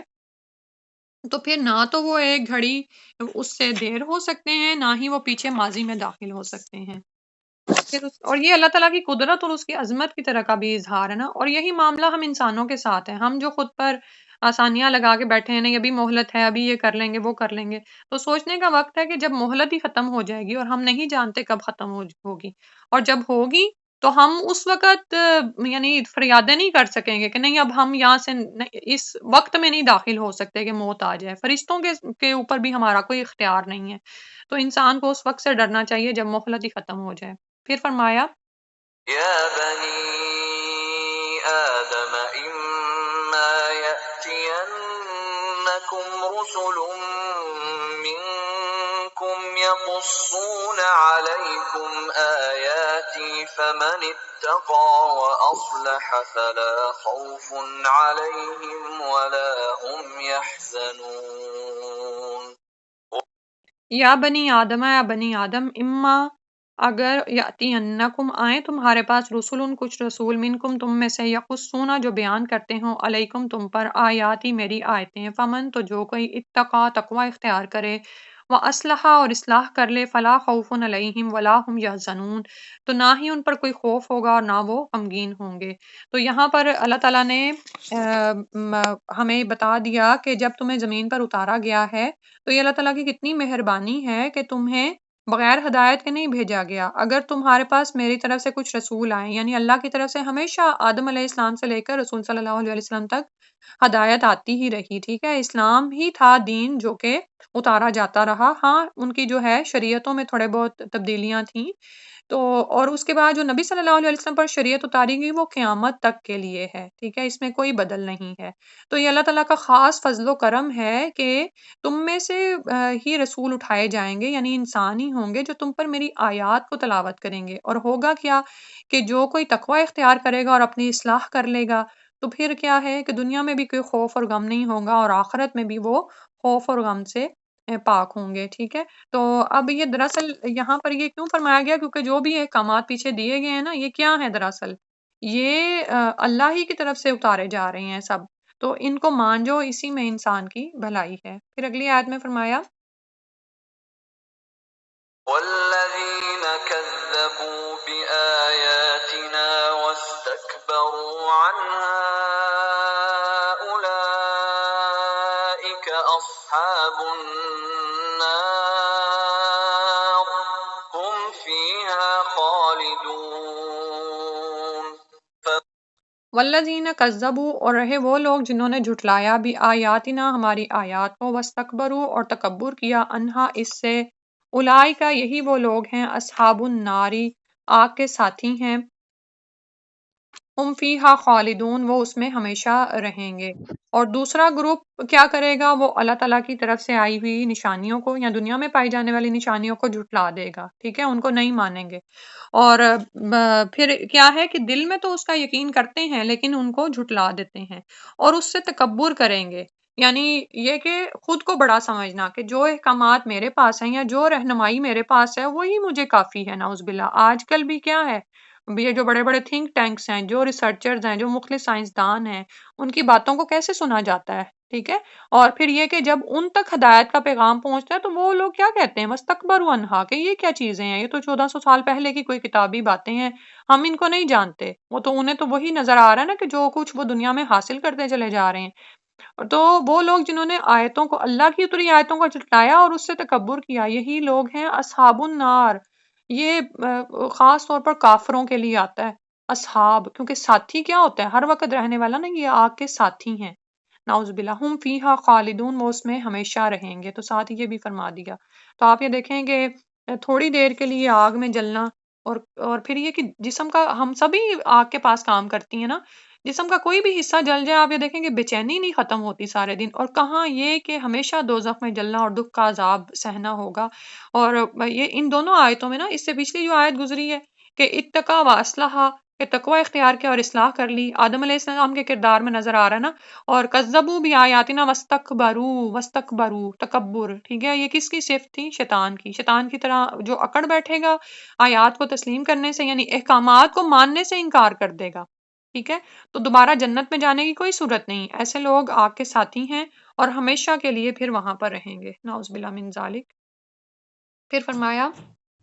فمن أظلم ممن افترى على الله كذبا أو كذب بآياته أولئك ينالهم نصيبهم من الكتاب حتى إذا جاءتهم رسلنا يتوفونهم قالوا أين ما كنتم تدعون من دون الله قالوا ضلوا عنا وشهدوا على أنفسهم أنهم كانوا كافرين۔ فمن، تو کون، اظلم، زیادہ بڑا ظالم ہے، ممن، اس سے جو، افطرا، باندھ لے، گھڑے، علی اللہ، اللہ پر، کذباً، ایک جھوٹ، او کذبا، یا جھٹلائے، بھی آیاتی، اس کی آیات کو، اولئک، یہی وہ لوگ ہیں، ینالہم، پہنچے گا ان کو، نصیبہم، ان کا حصہ، من الکتاب، کتاب میں سے، یعنی جو بھی کتاب میں ان کے لیے عذاب میں سے اترا ہے۔ حتیٰ، یہاں تک کہ اذا، جب جاءتہم، آئیں گے ان کے پاس، رسولنا، ہمارے رسول، یتوفونہم، وہ فوت کرتے ہیں ان کو، قالو، وہ کہتے ہیں، اینا ما کنتم، کہاں ہیں وہ، تدعون من دون اللہ، جن کو تم اللہ کو چھوڑ کر پکارتے تھے، یعنی ڈانٹ پڑے گی۔ قالو، وہ کہیں گے، دلو عنا، ہم سے وہ ضائع ہو گئے، وشاہدو، اور وہ گواہی دیں گے، علی انفسہم، اوپر اپنے نفسوں کے، یعنی اپنے ہی نفسوں کے خلاف وہ گواہی دیں گے، انہم کانوا کافرین، کہ وہ تو دراصل کافر ہی تھے۔ تو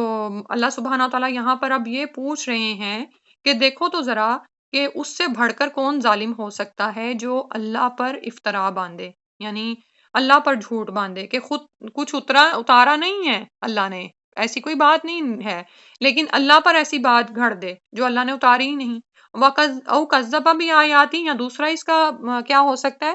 کہ جو اللہ نے اتارا ہے اس کا انکار کر دے، ٹھیک ہے؟ یا اس میں یہ بھی آ سکتا ہے کہ جو رسول کی طرف اترا ہے اس کا انکار کرتے، یا یہ کہ خود رسول ہونے کا دعویٰ کر دیتے، نعوذ باللہ من ذالک۔ تو یہ سب کچھ یہ سب اسی میں ہی شامل ہیں۔ اولئک ینالہم، یہ وہ لوگ ہیں جن کو کتاب میں سے ایک حصہ پہنچے گا، یعنی جو بھی ان کا مقدر ہے، جو بھی عذاب ان کا مقدر ہے، وہ ان کو ضرور پہنچ کر رہے گا۔ اور ہوتا کیا ہے کہ جب ان کے پاس فرشتے ان کی جانیں قبض کرنے آتے ہیں تو وہ پوچھتے ہیں، اینا ما کنتم تدعون من دون اللہ، کہ پکارو اپنی ان ہستیوں کو یا وہ لوگ جنہیں تم اللہ کو چھوڑ کر پکارتے تھے، کہاں گئیں وہ؟ تو وہ کہتے ہیں، قالوا دلوا عنا، وہ تو ہم سے گم ہو گئیں۔ دیکھیں آپ کہ دنیا میں انسان جو قبر کے مردوں کو پڑا پکار رہا ہے، اور یعنی اگر ان کے پاس کوئی اختیار ہوتا تو سب سے پہلے تو وہ دنیا کی زندگی حاصل کرتے۔ انسان یہ کیوں نہیں سوچتا، ٹھیک ہے؟ کہ اگر ان کے تو وہاں پر یہ سب کچھ حقیقت سامنے آ جائے گی، اور ان کا جواب کیا ہوگا کہ وہ تو ہم سے ضائع ہو گئیں۔ وَشَهِدُوا عَلَىٰ أَنفُسِهِمْ، اور وہ اپنے ہی نفسوں کے خلاف گواہی دیں گے کہ ہمیں تو نہیں کچھ یاد پڑتا کہ کہاں گئے، یعنی اپنے ہی یہ گواہی دراصل ان کی اپنے ہی نفسوں کے خلاف ہوگی نا، کہ دنیا میں کیا کرتے رہے ہو اور اب کیا کہہ رہے ہو، انہم کانوا کافرین، کہ بے شک وہ تو کافر ہی تھے، اپنے ہی خلاف گواہی دے دیں گے کہ وہ تو کفر ہی کر رہے تھے، یعنی دنیا میں جو دعوے کرتے ہیں کہ یہ اللہ نے اتارا ہے اور ہم اس لیے اس پر عمل کر رہے ہیں، تو ایسا سب کچھ ان سے وہاں پر ضائع ہو جائے گا، اور وہاں پر وہ مان جائیں گے کہ ہم ہی دراصل انکاری تھے، کفر کرنے والے تھے۔ تو الحمدللہ آیت نمبر 37 تک مکمل ہو گیا ہے۔ سبحانک اللہم و بحمدک، نشہد ان لا الہ الا انت، نستغفرک و نتوب الیک۔ السلام علیکم ورحمۃ اللہ۔